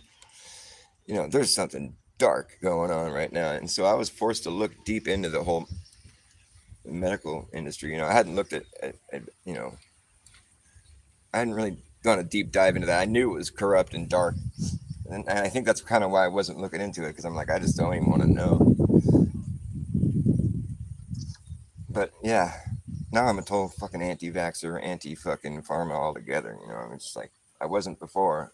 You know, I was a truther, but I just hadn't looked at that yet. You know, I was trying not to look at it. You know, because like, you know, I gave my kids vaccines. I've gotten them before. You know, I was never one to go get a flu shot, but my parents took me to get all my shots when I was a kid. I remember getting sick as fuck too. I just don't want to think about it. You know, it's like you know, I every so often I have to, you know, humble myself and sit and pray to God and just say like, I'm sorry I did that. I will never make that mistake again. Please forgive me. You know, because it's how I feel about it. You know, it's like. He's not going to get another shot ever again. As far as not on my watch, he's due for like a meningitis shot or something. Like I think in a couple of years, you know, I'll be like, sure, yeah, go ahead. I mean, you're going to have to kill me first, but yeah, go ahead, bring it over my dead body. But yeah, okay. And no, that's not me conceding to a shot. I'm just like, oh, really? You want to be a dead body? Well, here, I got something for that.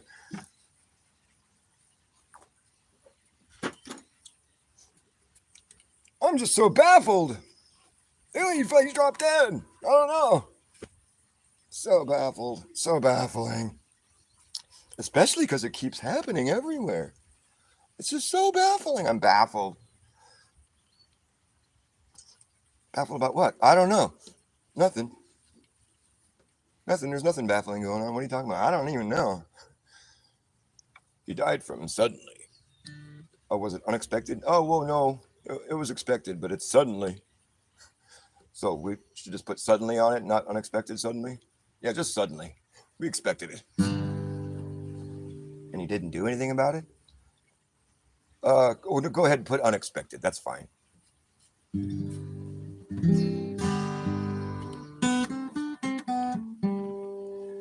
Why don't you just put COVID on it? Because then we'll get a lot of money, right? Yeah, just say it was COVID. Yeah, collect some money on this guy's death. Get paid well.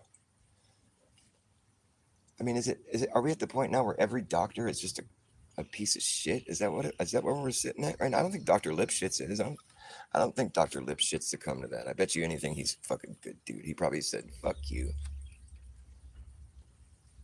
God, please help Dr. Lipshitz stay pure. Dr. Lipshitz saved my life. I mean, if you don't know what the fuck I'm talking about, you're gonna have to go ahead and rewind. I don't want to tell the whole story again. Dr. Lipshitz. My favorite doctor is Dr. Lipshitz. You only own what's in the circle, man. Your circles are getting smaller. You learn your lesson.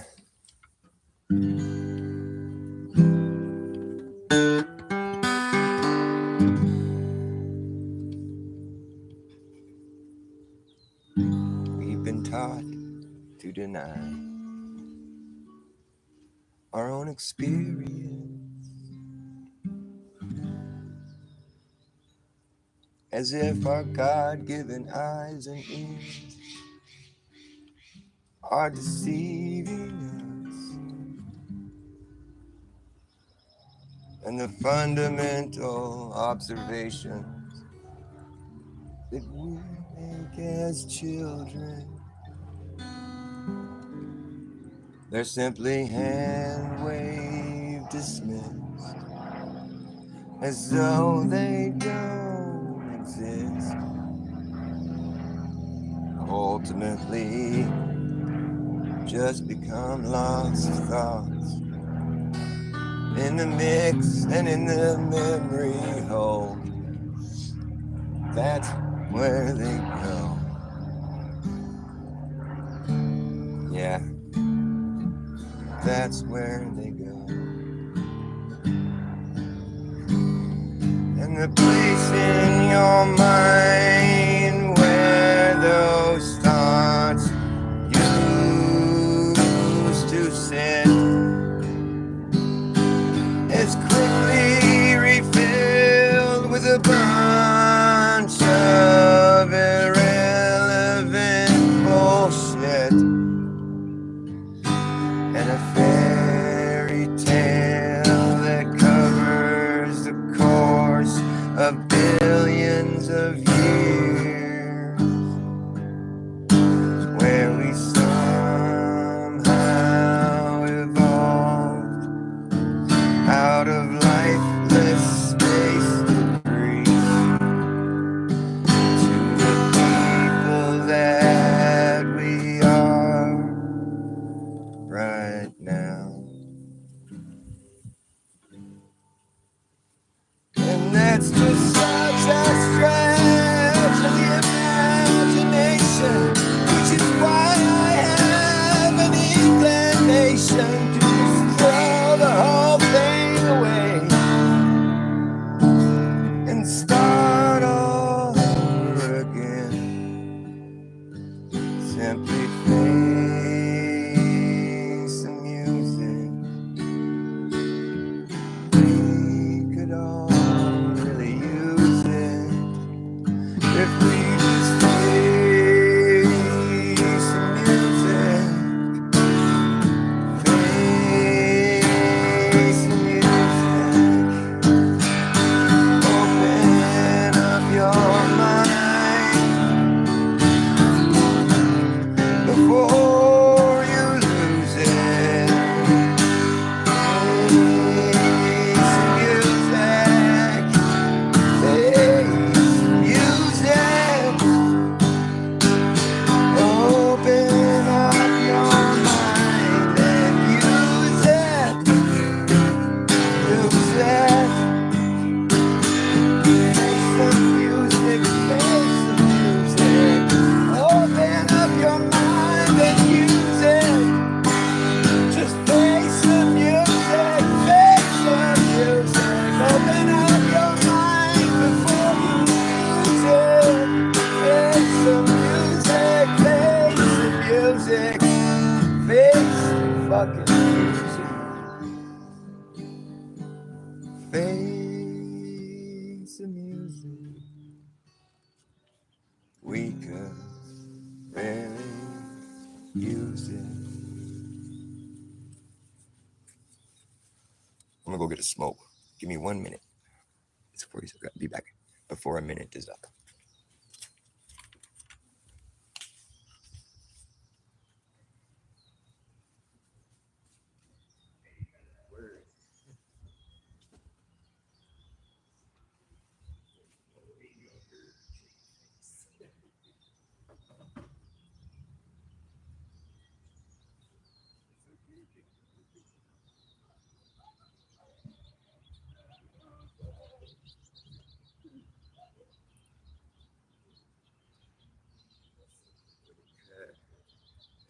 music. Don't face my music. See, that was like 30 seconds. That was quick. Maybe like 40 seconds.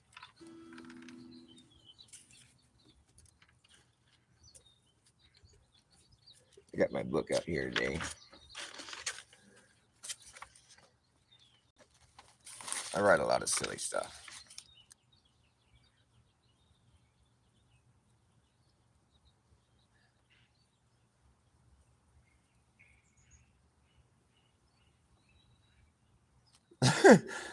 Well, it's the conformist, order-taking, new normal, mask-wearing, TV-watching, news-believing, scared of breathing, non-thinking, sterilizing, boot-licking, acquiescing, goody two-shoes, signaling virtues that are the real problem we face today. Try to fit that all on a bumper sticker. As they await the cue from the glowing screen as to what they must do next. The rest of us shaking our heads in disbelief, saying, good grief.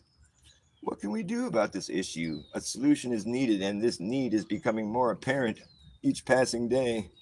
Perhaps the only fix is to somehow hijack their glowing screen and feed them a message that reads like this. Do not trust the government anymore. Do not trust the big pharma. Think for yourselves from now on, and turn this TV off now and never turn it back on again. That's pretty good. I like that. I don't even remember writing that. I do a lot of writing, so I forget a lot of the things that I write, which is why I write them down so I don't forget them. But I do, but then I don't. You're not spinning, you're not falling backwards at the speed of sound until you come back around to do it again. You're also not on an endless voyage through an empty void after becoming who you are completely by accident. You're not living under fire. This could never work. You're not casting shadows onto the moon. You're not, and you never were, chasing the sun while simultaneously circling around it. You're not living on a planet in the solar system, and you're not upon the oblate location. You're not related to an ape, and you're not a mistake, and you're not fake. The past is past, and the last is left for the next to grasp hold and keep fast and cast those whom they begat to fill the role again in this rhythm rolling forward and never back. As the day fades and the sun promenades with the moon, yes, the grand display of God's grace forever taking place, the zenith of perfection. The ancient ruins are still aligned to a design to illustrate the greater design. If we rewind back in time, where do we find our personal lineage taking root? Who decided my last name? Who was the first who came and who didn't? And why didn't they leave us a message as to how they became or where they were before? The long line of the long line. It's a long time. I've been waiting a long time. Without beginning or end, who knows?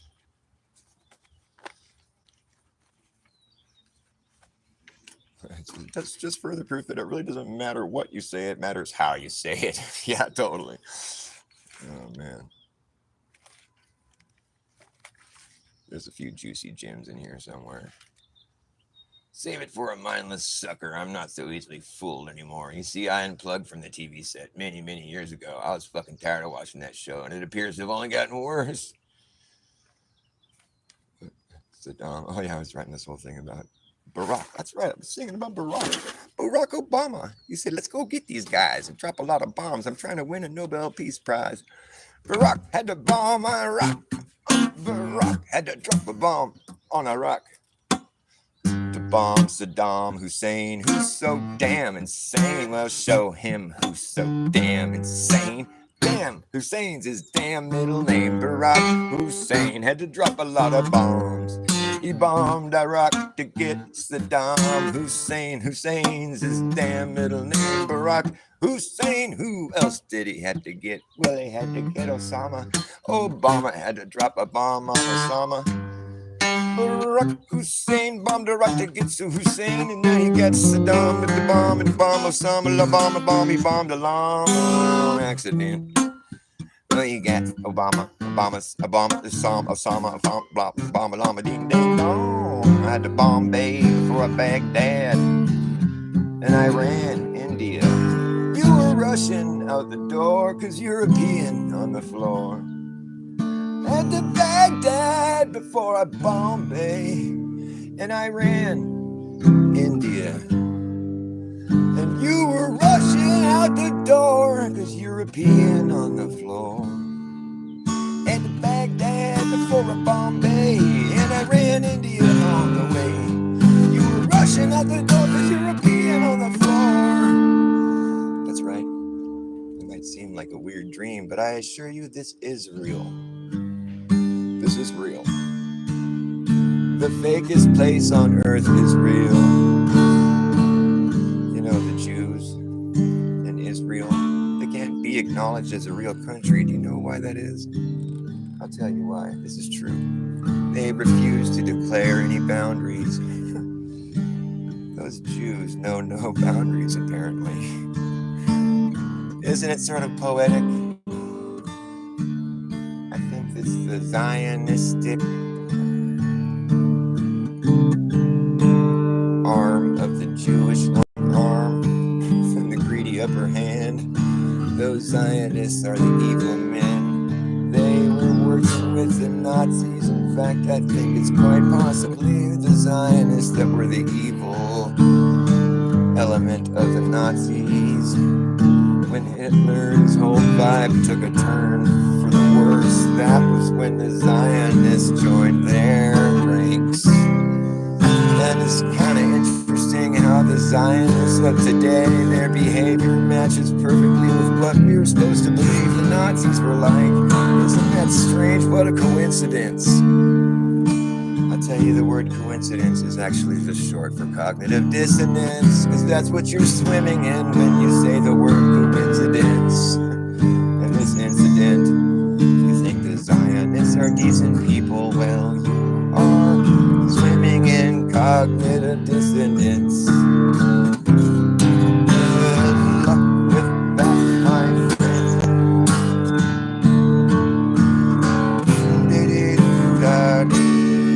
And that's how they got Israel.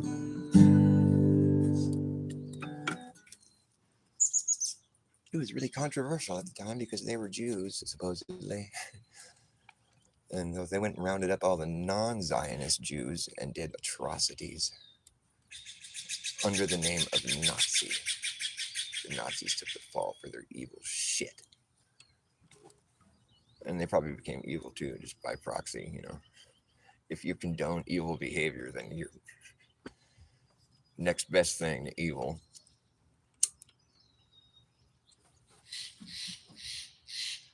But notice how the Zionists got what they wanted. They got their Israel. The Nazis took the fall. They were working together.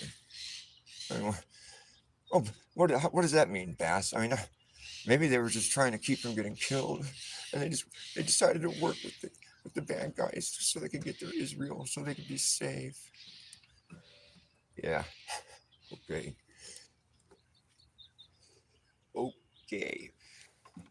Okay, whatever, I don't care. Fine, just have it your way then. And I'll go my way. Hit the highway. Time to play a different song. All right, we're gonna play one. We'll play something fast. Something okay. I'll play a Bob Dylan song. And there's a mud flood lyric in the song, and I want to see if you guys can catch it, if you can spot it.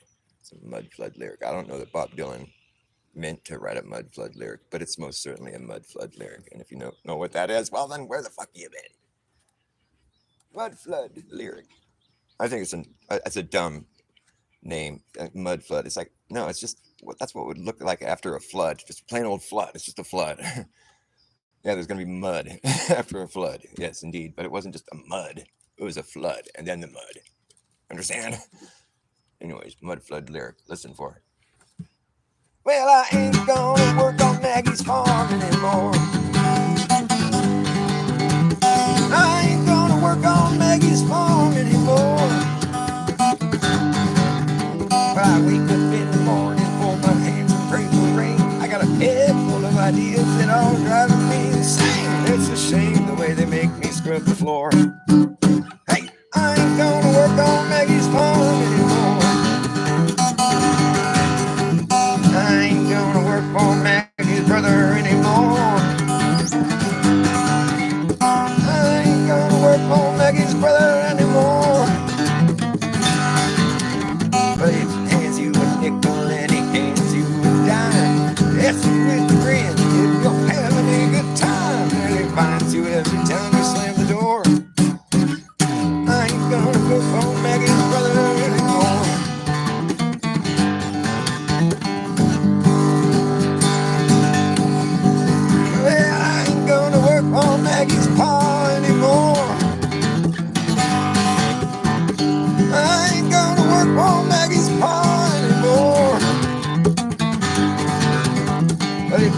his cigar out in your face just for kicks. His bedroom window made out of bricks. The National Guard hangs around his door. I ain't gonna work on Maggie's farm anymore.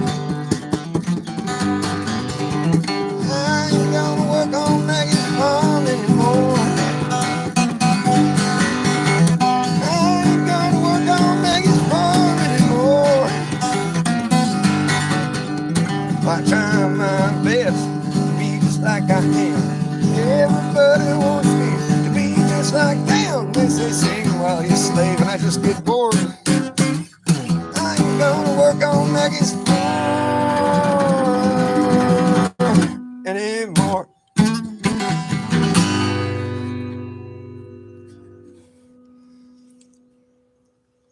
You heard it, didn't you?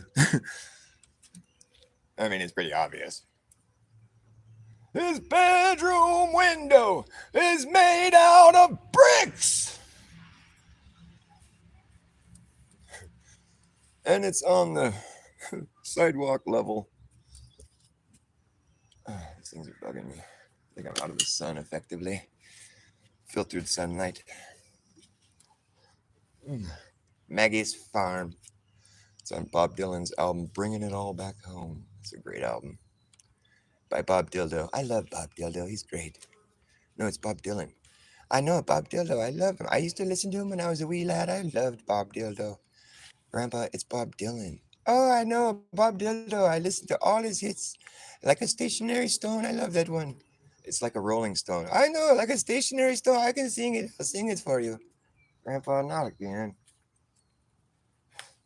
Once upon a bent space and time, where you can curve in a straight line, put a dumb idea in your mind and think it's true. It's not how it goes, Grandpa. People call, say it's not true at all. Earth is flat, it's not a ball. You thought they all were fucking kidding you. Oh, brother. You used to laugh about all of us flat earthers that were hanging out. Now you don't talk so loud. Now you don't seem so proud. Now that we proved your stupid globe. Is it real? Oh, how does it feel? How does it feel? Find out your home. Safe here under the dome. And it's a stationary stone.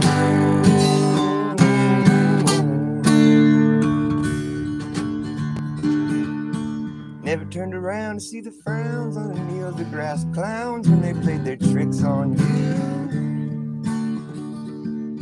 You never understood it ain't no good. You shouldn't let other people tell you what the fuck is true. You seem to be compromised as you stare into the vacuum of the sky and say to yourself, is this real? Oh, how does it feel? Oh, how does it feel? Find out your home. Right, you're safe under the dome. It's a stationary stone.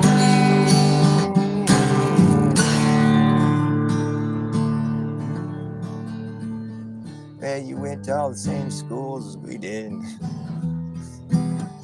Yeah. How's it going? You went to all the same schools we did, that's cool. But you know they didn't teach you anything true in it.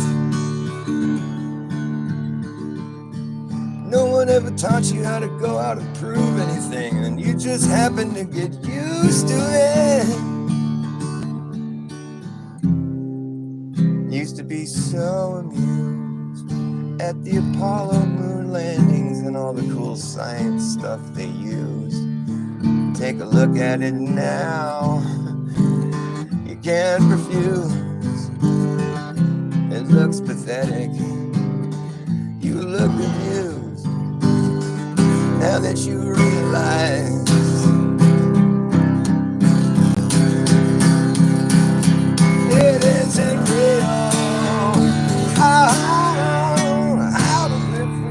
Why did Guns N' Roses never cover that song? That would have been good.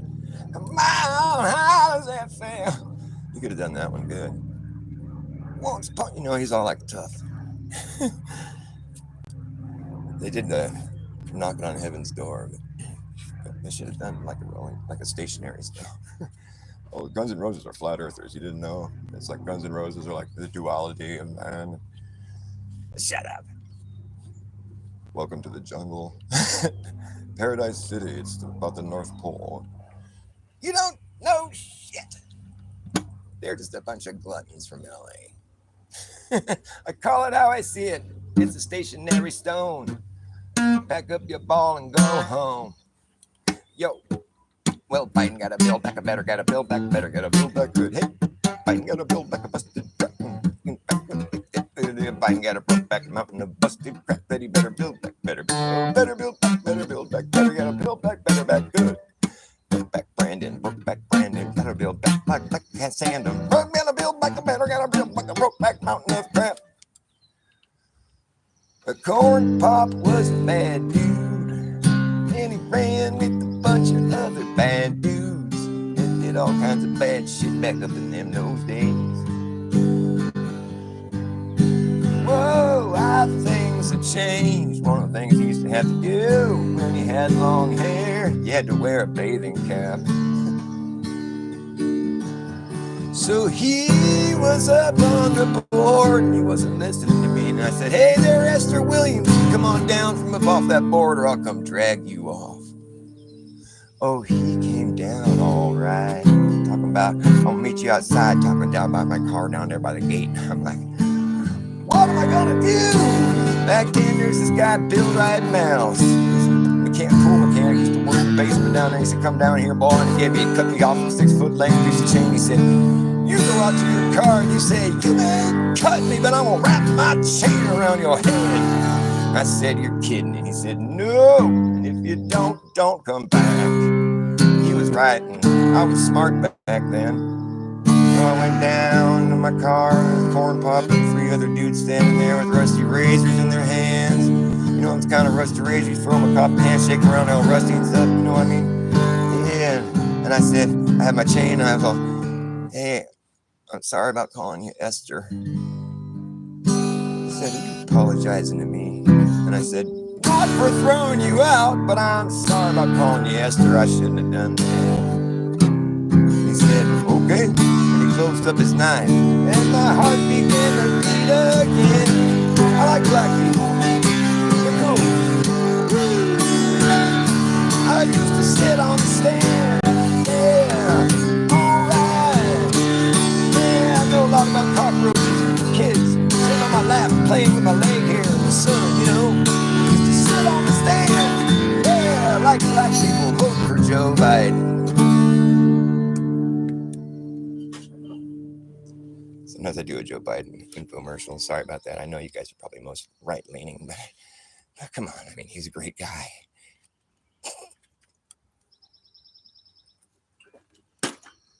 You know, when he's up on the podium and he gets that sort of blank look in his face. I can't help but just think about, you know, the rumors about him shitting his pants, you know. It's like, oh man, the first president to fucking crap in his pants at the podium, you know. First president to do a face plant at the podium. We should list a lot. I like he was the first to achieve a lot of things. He was the first president to fall up a flight of stairs. We thought it was impossible. He was the first president to, I don't know, shit in his pants at the podium. He was the first president to shake hands with a ghost. He was the first president that got lost repeatedly trying to find his way off the stage. The first president that went to a mass shooting and instead of addressing the bereaved, he talks about, he does an ice cream pitch and he eats ice cream. He talks about ice cream. Hey, Joe, you're supposed to be talking about all the kids who got shot by the mass murderer. Oh, sorry. I thought ice cream was a good idea. I love ice cream. You guys should eat some ice cream.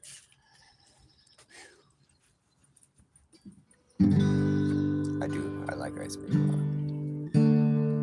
I like root beer floats. All right. Shit.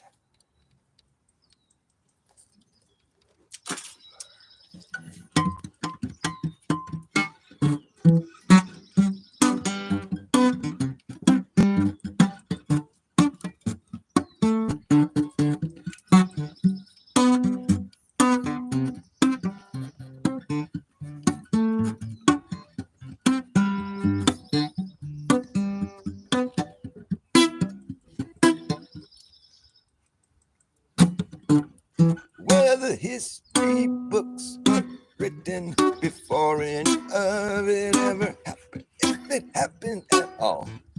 We live in a pre-written, pre-dicted, scripted, actor-based reality taking place on your TV. And the useful idiots that get up on the television telling you what they want you to believe is happening in the world as it plays right into their brain. And it's over before it began. It's over before it began. It was over before it began. Over before it began.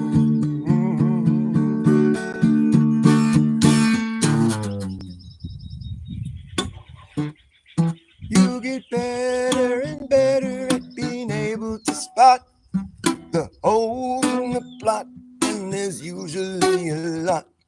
You catch all the clues that can be caught in the weaponized news. You see right through the ruse where others are confused, manipulated and used, being driven by their manic and misguided fears. It's a whole different story for you. It's crystal clear once you learn to read the writing on the wall that's been written by the hidden hand. And it's over before it began. Over before it began. It was over. It was over. Over before it began. Having a hard time playing because my pinky crack. I need to really heal this up. It hurts. I have to play chords differently. Life is so hard.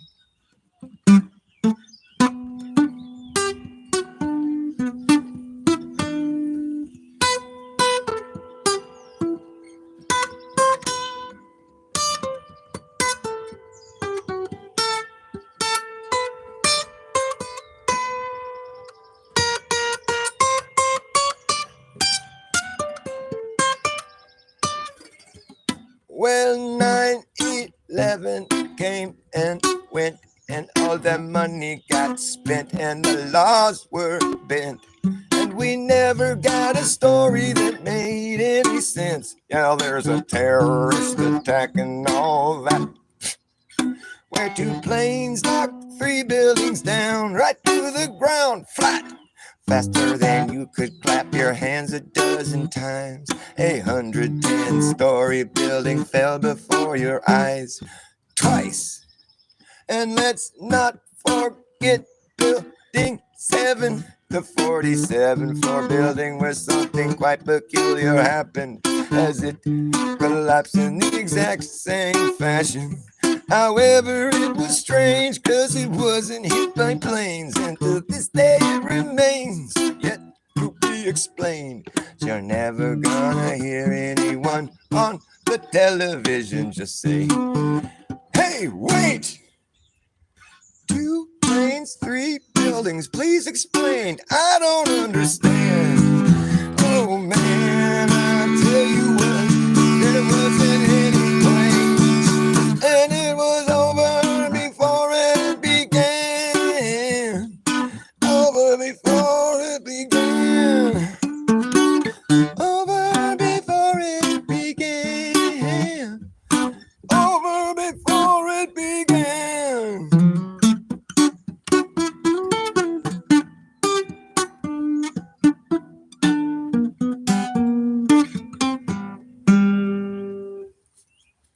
I got other lyrics, but I'll probably get kicked off of YouTube if I sing them. So I'll pass that for right now, because if you say something that YouTube don't like, well, they come along and give you a strike. Talking about something that they want to hide is gonna get your tubes tied up right quick. They don't like that shit one bit. You said something that YouTube don't like. They see to it that you get wiped. Talking about something that they're trying to hide is gonna get your tubes tied up right quick. They don't like that shit one bit. They're like, it's too true to be good. It's so terrible. Stop him. It's too bad that the truth has become so unbearable. It's like the last thing they want to hear, and it's too late to cover their ears. It's all bad, man. Yeah, there goes the neighborhood. It's too true to be good. It's just so wrong. It's too little, too late, and we waited way too long. It's just beyond me how anyone can see anything through this confusion that's too convoluted to be understood. It's too true to be good. It's too new to be known. It's too blue to be true. Who knew the blue wasn't true? I didn't. Did you? It's too new to be known. Too blue to be blown. Too true to be shown here on the likes of fucking YouTube.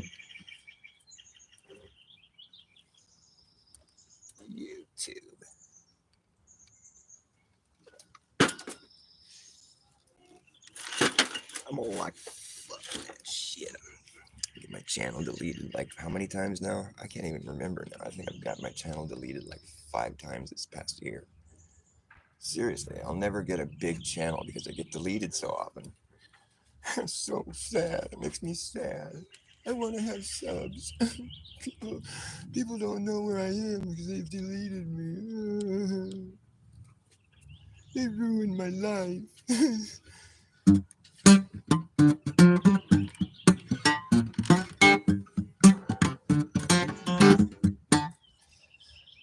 Alright, well, I'm going to play another song, then call it good because we're going way late today. It's like 2 hours and 16. I hardly ever go this late. You guys are so lucky.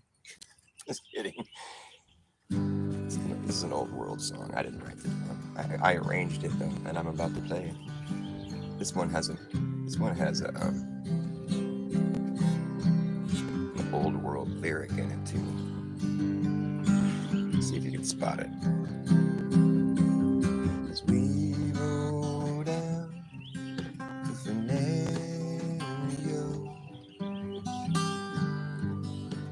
as we roll down to Scenario, our captain fell in love with a lady like a dove. He called her by name, pretty peggy-o. I'm stepping down the stairs, pretty peggy-o. I'm stepping down the stairs, pretty peggy-o.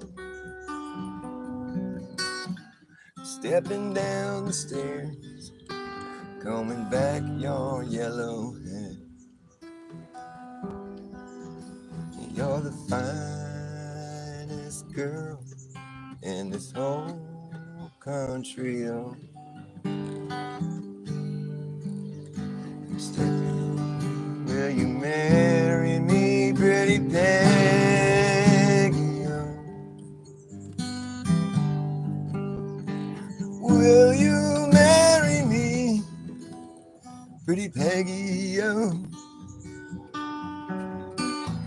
If you will marry me, I will set your cities free. I free everyone in your whole country. Oh. I would marry you, she said, sweet William. Oh. I would marry you, sweet William. Oh. I would marry you, but your guineas are too few. I fear my mama will be angry. Oh. If ever I return, pretty Peggy-o.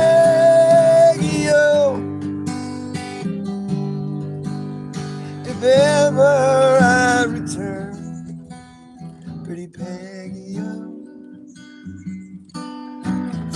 If ever I return, all your cities I will burn.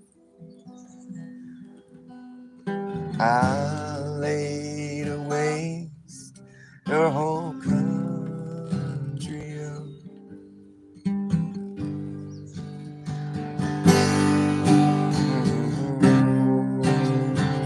Peggy-o.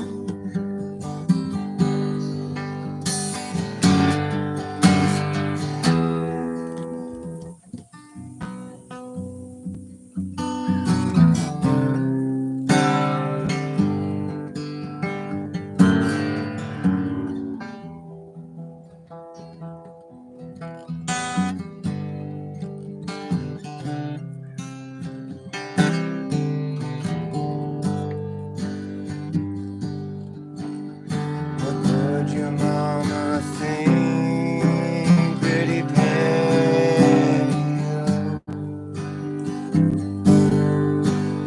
What would your mama think, pretty Peggy-o? What would your mama think if she heard my guineas clink and saw me marching at the front of my soldiers' own,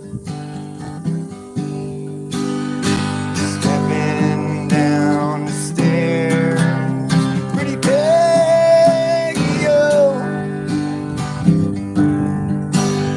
I'm stepping down the stairs, pretty Peggy-o. Stepping down the stairs, little last farewell. Little last farewell to your sweet William. Oh. 'Cause William, he is dead. Pretty Peggy-o. Sweet William, he is dead. Pretty Peggy-o. William, he is dead, and he died for a man.